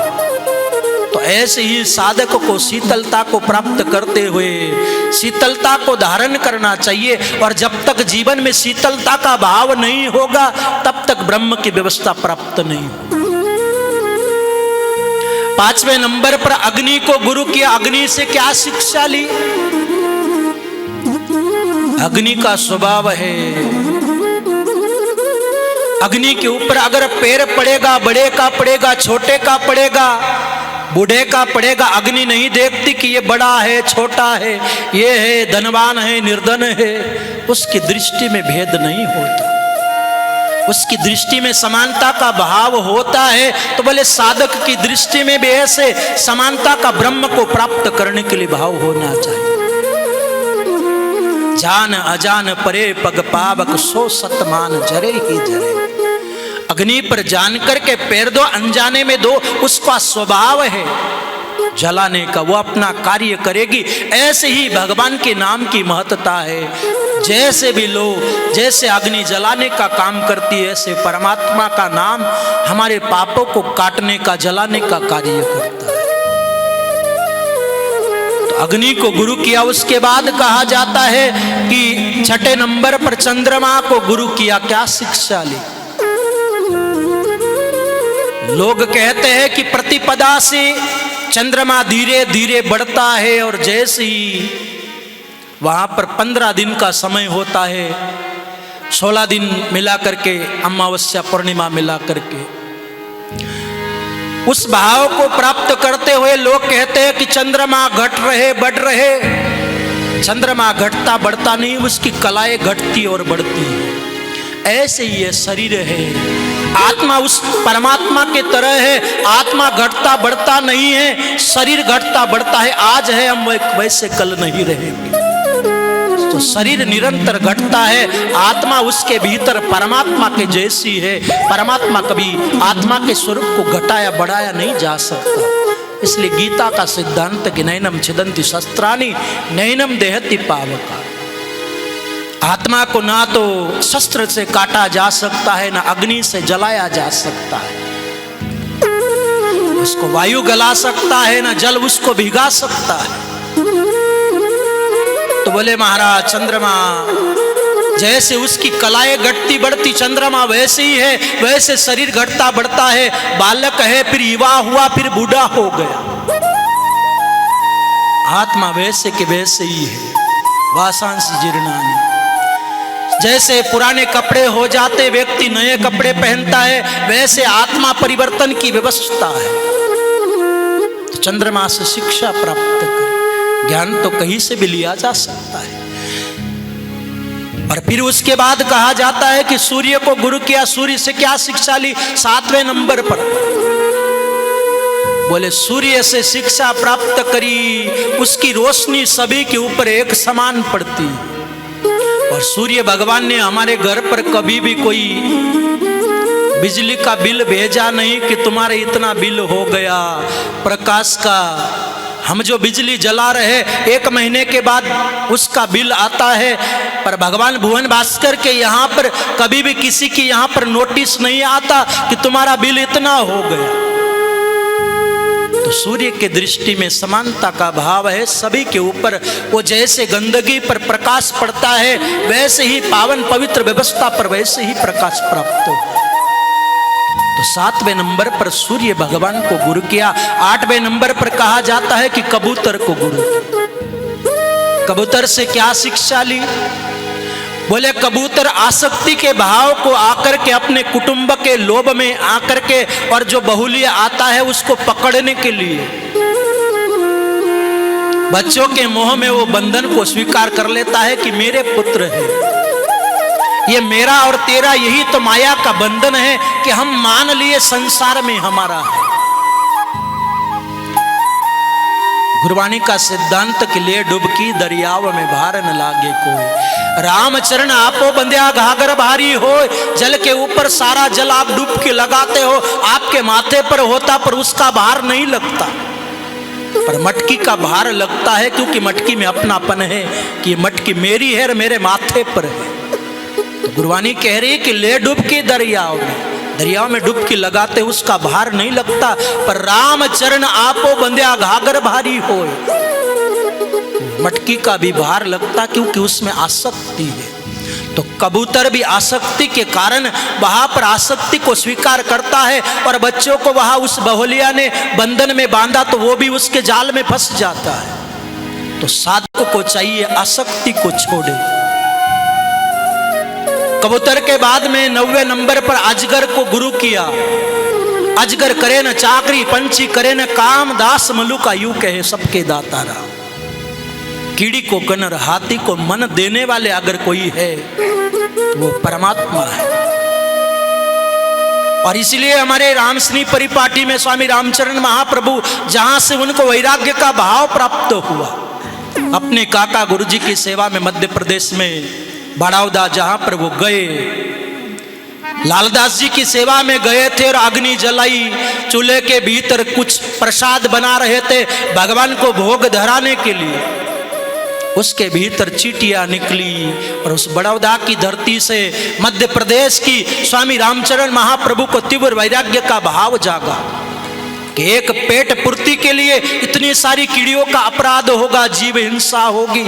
उन्होंने उसमें जल डाला, सीधे दातड़ा गए, कृपाराम जी महाराज के पास जाकर के प्रार्थना करी कि गुरुदेव मैं इस व्यवस्था को प्राप्त नहीं कर सकता। इसलिए कहते हैं कि वहां कृपाराम जी महाराज ने स्वामी रामचरण महाप्रभु को कहा कि तुम अजगरी वृत्ति धारण करो, मिल गया तो पा लिया, नहीं मिला तो भगवान का प्रसाद मान करके उस दिन भूखा ही रह जाना।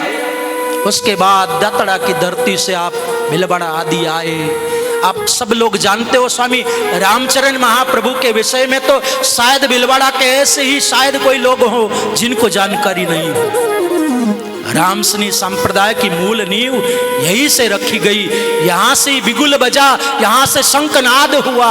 उसके बाद स्वामी रामचरण महाप्रभु की यात्रा आगे प्रस्थान कर गई। तो अजगर वृत्ति महाप्रभु ने इसी धरती को प्राप्त करते हुए यहाँ से यात्रा प्रारंभ हुई है। तो सौभाग्यशाली हो आप लोग कि आप महाप्रभु के इस पावन धरती पर बैठने का सौभाग्य आप लोगों को नित्य प्राप्त होता है। हम लोगों से ज्यादा सौभाग्य आप लोगों का है कि ऐसी व्यवस्था आप लोगों को है। इसको छोड़ करके यहाँ वहाँ भटकने से कुछ नहीं होगा। जो तत्व इस जगह में है, यहाँ बैठो तो सही आप, शायद यहाँ पर अष्ट सिद्धि नवनिधि चेरी जाके रामचरण ऐसी आरती ताके, इसी भूमि की व्यवस्था है जहाँ से स्वामी रामचरण महाप्रभु ने महात्मा लोग आए, उन सबको भोजन कराया। ये अष्ट सिद्धि की धरती है, तो यहाँ आपको क्या नहीं मिलेगा, कहीं जाने की आवश्यकता नहीं। अगर मन में कभी लालसा आए, मन में लगे कि हमें कुछ चाहिए, यहाँ बैठ करके मांगो, ना मिले तो फिर कहना, वैसा विश्वास प्राप्त कर लो। शायद ये धरती की महत्ता है कि सबको सब देने की ताकत प्राप्त होती है। स्वामी रामचरण महाप्रभु जयपुर गए, वहाँ से उन्होंने देखा कि महात्मा लोग भी सब ये धन संपदा के लिए लड़ रहे, तो सब छोड़ करके आप फिर कहीं विचरण करना, यात्रा करना बंद कर दिया। जात काल जमात काल, मेला भीड़ महाकाल, दादू यतरा तर सके तो टाल। महात्मा के लिए सब भीड़ भाड़, ये सब बंधन में डालने की व्यवस्था है। समाज होता है, जाति होती है, ये भी जाति भी बंधन को प्राप्त करने वाली। तो दादू जी महाराज के वनभवानी का शब्द है कि जात भी काल है, जमात जो है महात्मा की ये भी काल का स्वरूप है कि हमको दिया, उनको नहीं दिया, इनको इतना दिया। वो जयपुर गए गलता जी में, वहाँ से ज्ञान प्राप्त हुआ, जीवन चरित्र में कथा प्राप्त हुआ कि जात काल जमात काल, मेला भीड़ महाकाल। साधक होता है उसको मेले में भीड़ में नहीं जाना चाहिए, और शायद एकांत की व्यवस्था प्राप्त होगी तभी भगवत कृपा प्राप्त हो सकती। तो कहा जाता है कि यहाँ कबूतर को गुरु किया, उसके बाद अजगर से शिक्षा ली कि अजगर कभी किसी के घर पर नौकरी नहीं करता, तो भी परमात्मा सबको अपने अपने माध्यम से सब व्यवस्था देता है। अजगर कहे रे बजगरा कहा करत है मिंत, पर पड़े रहत है रेत में हरि करत है चिंत। एक अजगर और बजगरा जो आप धोरों की धरती में जाओ, मारवाड़ में आपको देखने को मिलेगा। जगह जगह जहाँ रेतीली जगह होती है उसमें छोटा सा एक गोल छिद्र जैसा होता, उसके भीतर एक जीव होता है। आपने बचपन में देखा होगा, हम लोग कभी बचपन में उसके भीतर जैसे चींटी या कोई जीव को डालो, वो पक्षी, वो जो जानवर उसके भीतर छोटा सा होता है, वो उसको पकड़ करके नीचे ले जाता है, उसको अजगरा कहते हैं। आपने धोरे की धरती में राजस्थान में तो बहुत होता है, रेतीली जमीन में। तो वो अजगरा और एक बजगरा, वो अजगरा बजगरे को पूछ रहा है कि अजगर कहे रे बजगरा कहा करत है मिंत, और पड़े रहते हैं रेत में हरि करत है चिंत। भगवान सबको दे रहा है, सबकी व्यवस्था परमात्मा परिपूर्ण करने वाला है। तो कहा जाता है कि 10वें नंबर पर समुद्र को गुरु किया। समुद्र से क्या शिक्षा ली? समुद्र के जल को कहीं से भी आप चखो वो खारा ही मिलेगा। तो समुद्र की कितनी विशालता होती है, और इतनी विशालता होने के बाद भी उसके दृष्टि में भी कोई भेद नहीं है। शायद समभाव से भगवान को कोई काम से बज रहा है, कोई क्रोध से बज रहा है, कोई लोभ से बज रहा है, पर सब भगवान समभाव से सबको अपने धाम का अधिकार प्रदान करते हैं। तो समुद्र से भी शिक्षा प्राप्त करी कि समभावता को साधक को और परमात्मा की दृष्टि में वो समभाव होता। 11वें नंबर पर कहा जाता है कि पतंगे को गुरु किया। पतंगा वह अग्नि के भाव को प्राप्त करते हुए उस अग्नि को देख करके और उसके भीतर अपने आप को ही प्रवाहित कर देता है। रामचरण कुसंग में तू मत बैठे जाए, जैसे हाट लवार के कोई पड़े पतंगा आए घाट का कपड़ा बाड़े, वही वाली व्यवस्था है। पतंगा अग्नि को देखता है और अग्नि को देख करके उसके भीतर वो समाहित हो जाता है। उससे शिक्षा ली कि साधक को कभी भी किसी के प्रति आसक्ति नहीं रखनी चाहिए। 12वें नंबर पर कहा जाता है कि मृगकीट को गुरु किया। भमरा जो होता है वो एक लट को पकड़ करके ले जाता है। नाद सृष्टि की व्यवस्था वो वहाँ उसके कान में वहाँ शब्द गुंजायमान करता है, और उसी लट को उठाता है, जिसको पकड़ करके काटता है, जो ऊपर की तरफ मुख करती है उसी लट को पकड़ता है। बाकी जिसको काटने के बाद ऊपर मुख नहीं करती उसको। तो मृगकीट जैसे ये नाद सृष्टि की व्यवस्था सदगुरु महाराज भी शिष्य को मंत्र दे करके और तारक मंत्र की व्यवस्था के माध्यम से अपने स्वरूप का ज्ञान प्रदान करते। तो भंवरे से शिक्षा प्राप्त करी, ज्ञान तो कई जगह से दत्तात्रेय जी महाराज ने प्राप्त किया। उसके बाद कहा जाता है कि 13वें नंबर पर मछली को गुरु किया। मछली से क्या शिक्षा ली? बोले रसना के स्वाद के कारण वह बंधन को स्वीकार कर लेती है। मछली पकड़ने वाला रसना के स्वाद के लिए वह उसको जाल में फंसा लेता है। तो साधक को अपनी इस जिह्वा को, रसना को, एकाग्र भाव को प्राप्त करना चाहिए, नहीं तो फिर बंधन में बंधना पड़ सकता है। उसके बाद कहा जाता है कि 14वें नंबर पर हिरण को गुरु किया। हिरण से क्या शिक्षा ली? हिरण जो संगीत होता है, जो हिरण पकड़ने वाले होते हैं वो बिना का संगीत श्रवण कराते हैं, और हिरण उस संगीत को श्रवण करने के बाद बंधन को स्वीकार कर लेते। दूसरी शिक्षा जिसको मृगजल कहते हैं, राजस्थान की धरती पर या धूप में आप कहीं जाओ तो आपको लगता है आगे वो धूप चमकती है कि जल है, जिसको मृग तृष्णा कहते हैं। हिरण वहां दौड़ करके जाता है, फिर लगता है आगे तो ये संसार भी मृग तृष्णा की व्यवस्था है, हम जिसको सत्य के रूप में स्वीकार करते, पर यहाँ सत्य की व्यवस्था प्राप्त नहीं। तीसरी शिक्षा हिरण से ली, उसके नाभि कमल में कस्तूरी की खुशबू होती है, पर शायद उसको वहां न पाकर के वो बाहर दौड़ती है। कस्तूरी कुंडल बसे मृग ढूंढे वन माए, ऐसे घट राम है दुनिया जाने ना है, कबीर जी का भाव है।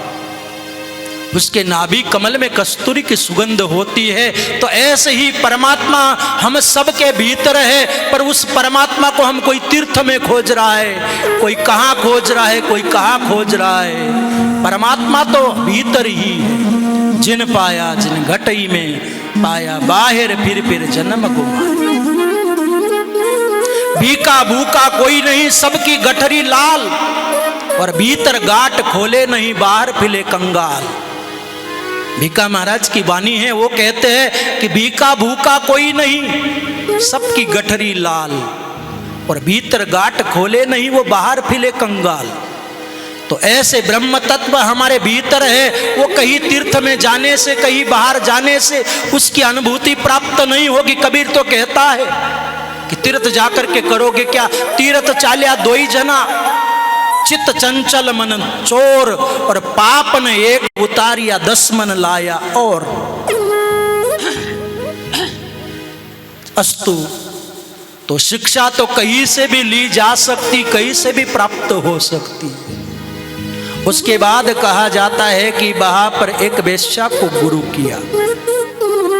तो वेश्या से क्या, बोले जनक महाराज के वहां पर एक पिंगला नाम की वेश्या निवास करती थी, और उस वेश्या के माध्यम से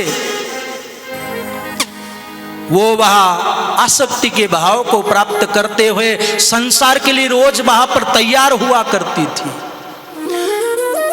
और तैयार होती थी तो कहा जाता है कि एक दिन कोई व्यक्ति आया नहीं, सवेरे से शाम तक इंतजार करती रही। मन में विचार आया, सोचने लगी कि मैं संसार के लिए तैयार होती रही, अपने आप को संसार के लिए समर्पित कर दिया, अगर इतना इंतजार परमात्मा का करती तो परमात्मा आ जाती। इसलिए कहते हैं कि वह उसको वैराग्य हुआ, और फिर संसार की आसक्ति छोड़ करके, साधक को भी संसार का प्रेम छोड़ करके परमात्मा के प्रेम को प्राप्त करना है, इंतजार उसका करना है।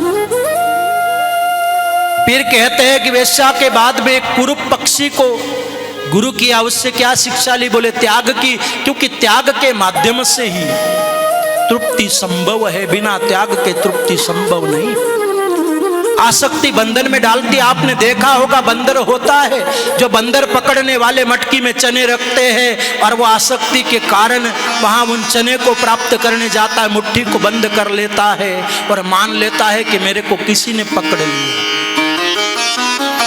शायद वो मुट्ठी छोड़ देगा, त्याग कर देगा तो उसको तृप्ति का अनुभव हो जाएगा, पर बंधन इसलिए कि उसने मुट्ठी को बांध लिया। मुट्ठी बांध आया जगत में हाथ पसारे जाए।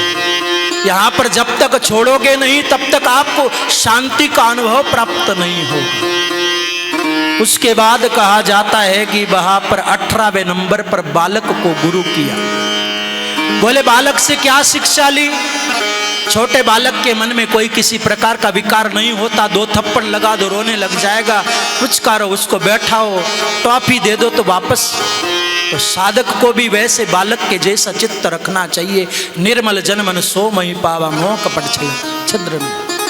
जिसका अंतकरण बालक के जैसा निर्मल होता है, भगवान की कृपा उसके ऊपर प्राप्त होती है।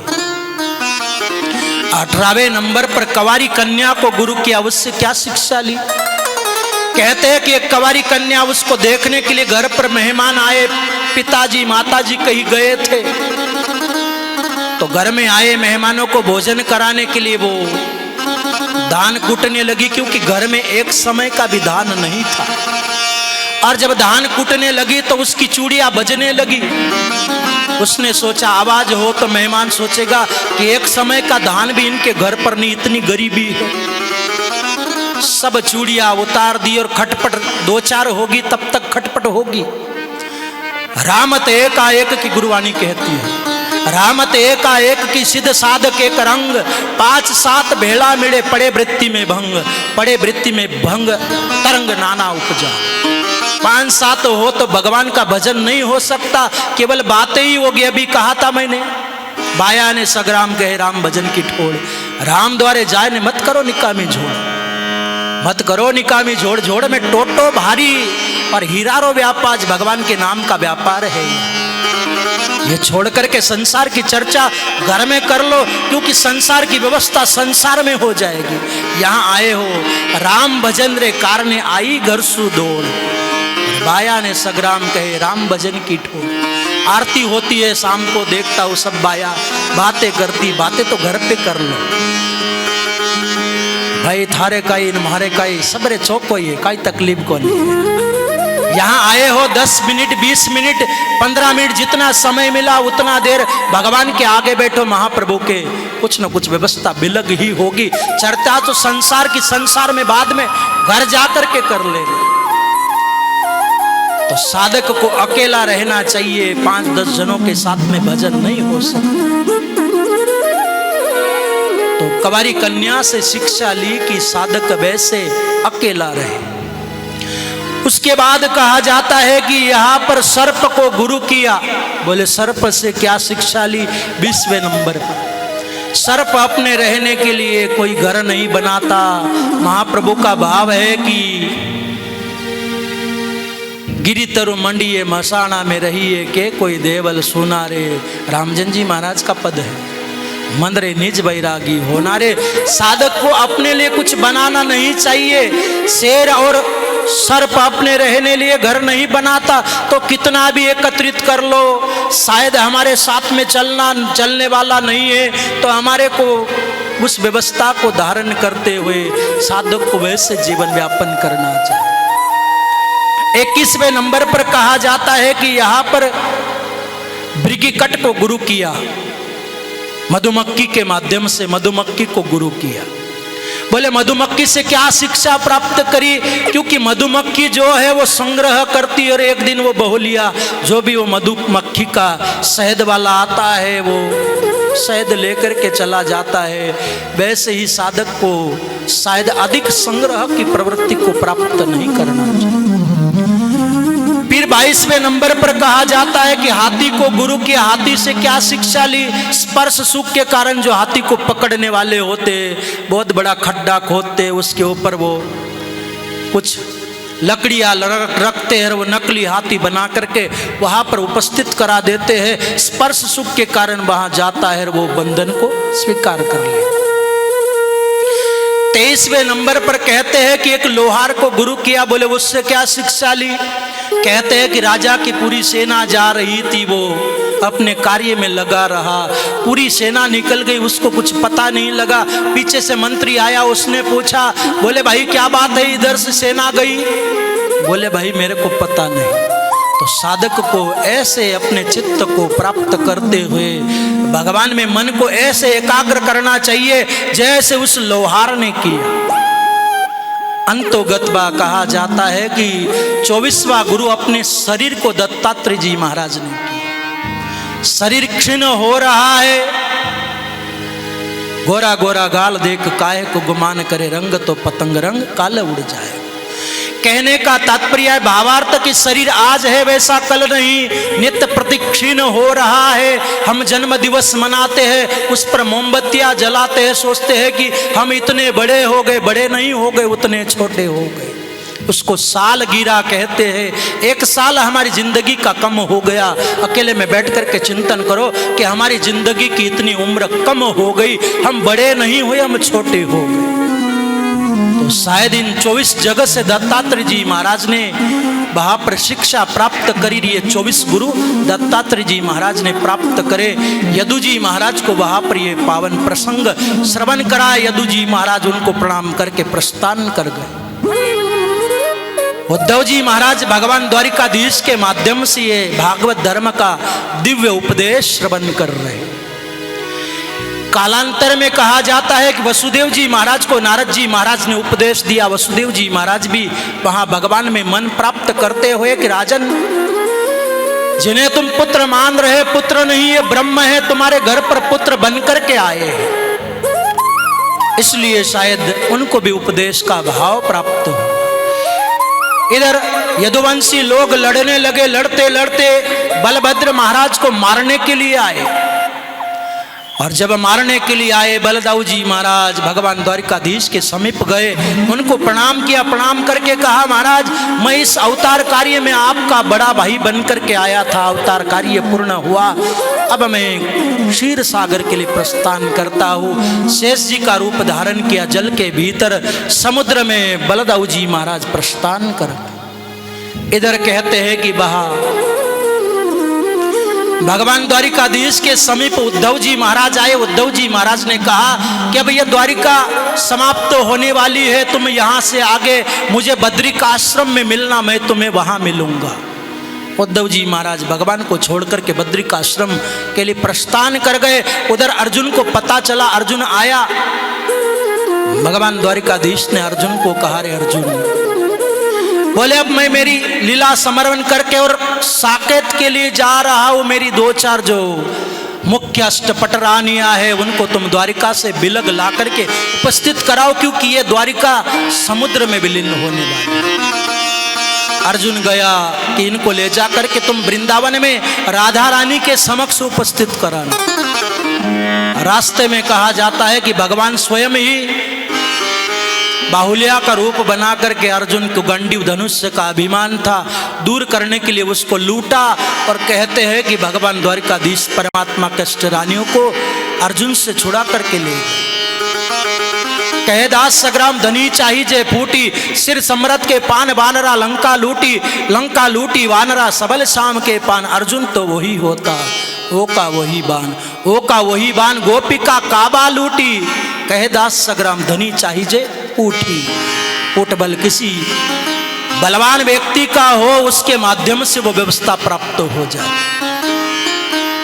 कालांतर में कहा जाता है कि वह अर्जुन गंडू धनुष्य की शक्ति समाप्त हुई, वो जाकर के पांडवों के पास गया। ये कथा पहले प्रथम दिवस की कथा में श्रवण करा दी। इधर दारुक आया। दारुक ने आकर के भगवान को कहा, महाराज मैं जीवन पर्यंत आपका सारथी रहा, कृपा करके आप मेरे को मार्गदर्शन करो। दारुक को भगवान ने कहा, द्वारिका नगरी डूबने वाली है, 2-4 उसके भीतर है, उनको द्वारिका से विलग करो। अर्जुन को वह दारुक कह रहा है कि महाराज मैंने तो आपको हमेशा अपने सानिध्यता को प्राप्त किया, आप जा रहे हो। उसको भी उपदेश दिया। भगवान कहते हैं कि बड़े वृक्ष की छाया में आकर के और दाहिने पैर के ऊपर बायां पैर भगवान ने रखा।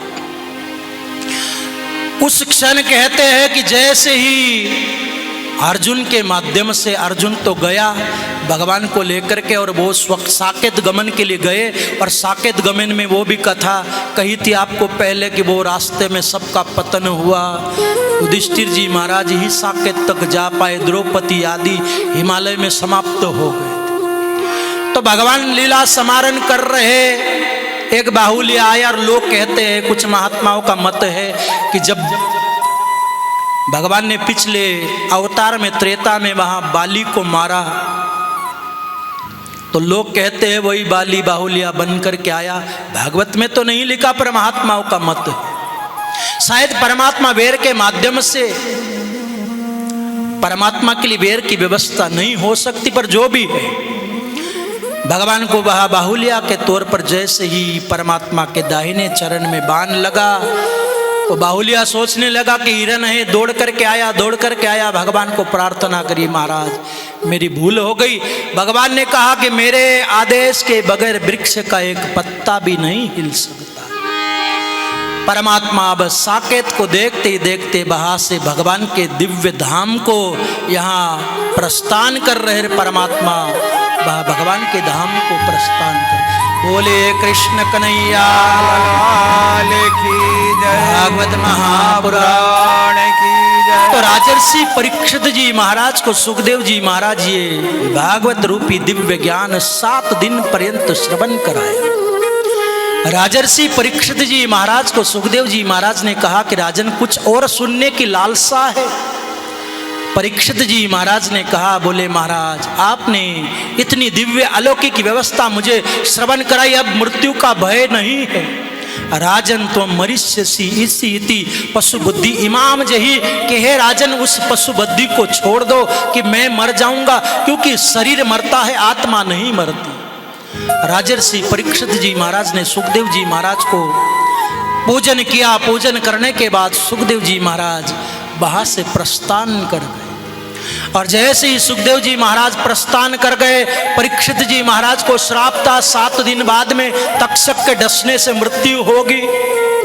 तक्षक आया, रास्ते में कहते कश्यप नाम के ऋषि आए, और कश्यप महाराज वहां आकर के, और तक्षक ने पूछा तुम कहां जा रहे हो? कहा कि बोले परीक्षित जी महाराज को श्राप है, उनको तक्षक के डसने से मृत्यु होगी, उनको बचाने के लिए। बोले तुम कैसे बचाओगे? बोले मेरे पास में दिव्य मंत्र शक्ति का प्रभाव है, उसके प्रभाव से मैं उनको वापस जीवित कर सकता।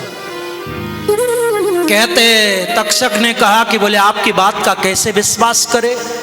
हरे वृक्ष को कहते हैं कि तक्षक ने डसा, कहा वो वहां पर सूख गया। कश्यप महाराज को कहा कि इसको वापस हरा भरा कर दो तो आपकी बात का विश्वास करूंगा। अपने मंत्र शक्ति से कश्यप महाराज ने उस वृक्ष को हरा भरा किया।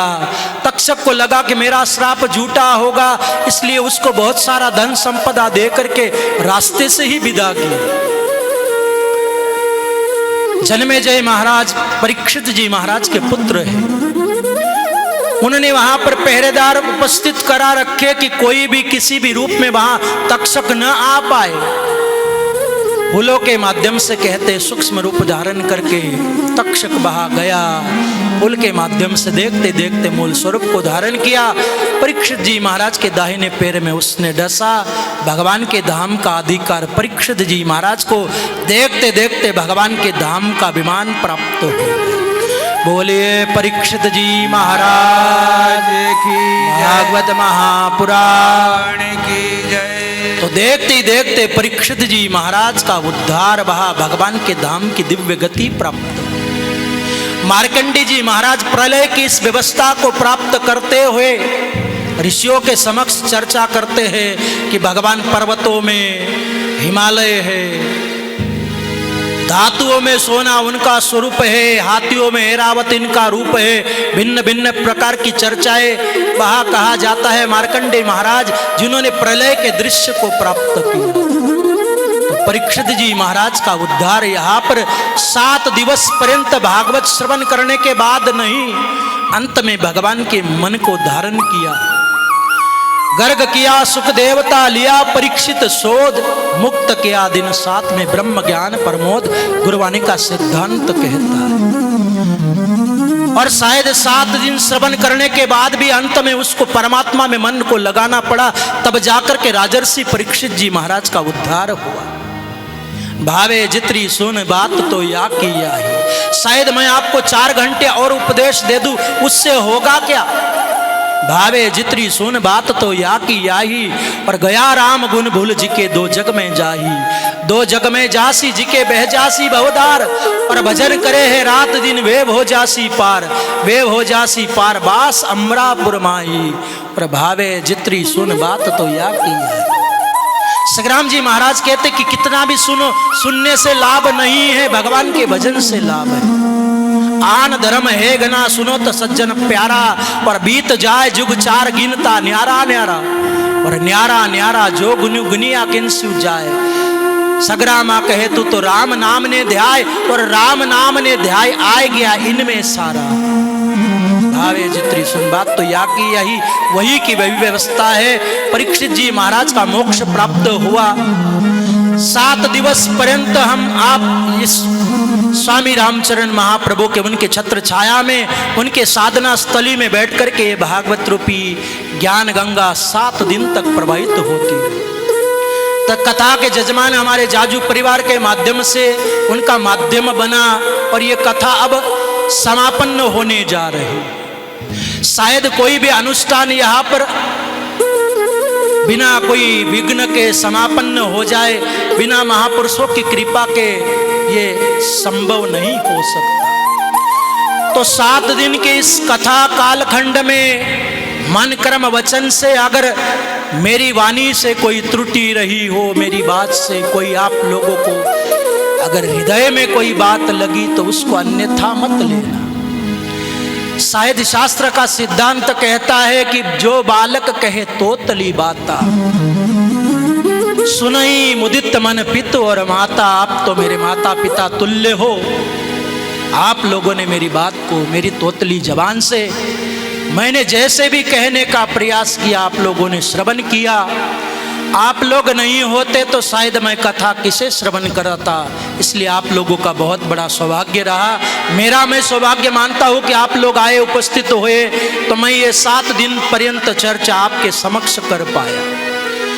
तो मन क्रम वचन के माध्यम से कोई त्रुटि रह गई, कोई बात बुरी लगी कथा की, यही छोड़ करके जाना। मेरी झोली पसार रहा हूं, इसमें डालना। अच्छा हो मेरे गुरु जी का प्रसाद है, और बुरा है मेरी बुद्धि का दोष है, अच्छा महापुरुषों का है, गुरु महाराज का है। और शायद कोई बुरी बात आपको लगी, उसको अन्यथा न लेना, क्योंकि ये धर्म मंच है। धर्म के माध्यम से अगर हम धर्म की बात नहीं करें तो शायद आपको कौन कहेगा अधर्म कहे ना अधर्मी, धर्मी कहे जो मौन, अधर्म की अधम गति कहे लखावे कौन, कहे लखावे कौन मोन, जहाँ बायक नाही सृष्टि भ्रष्ट हो जाए, ज्ञान वैराग्य बिलाई। राम जन्म उपदेश बिना रागी तजे न भोन, अधर्म कहे ना अधर्मी, धर्मी कहे जो मोन।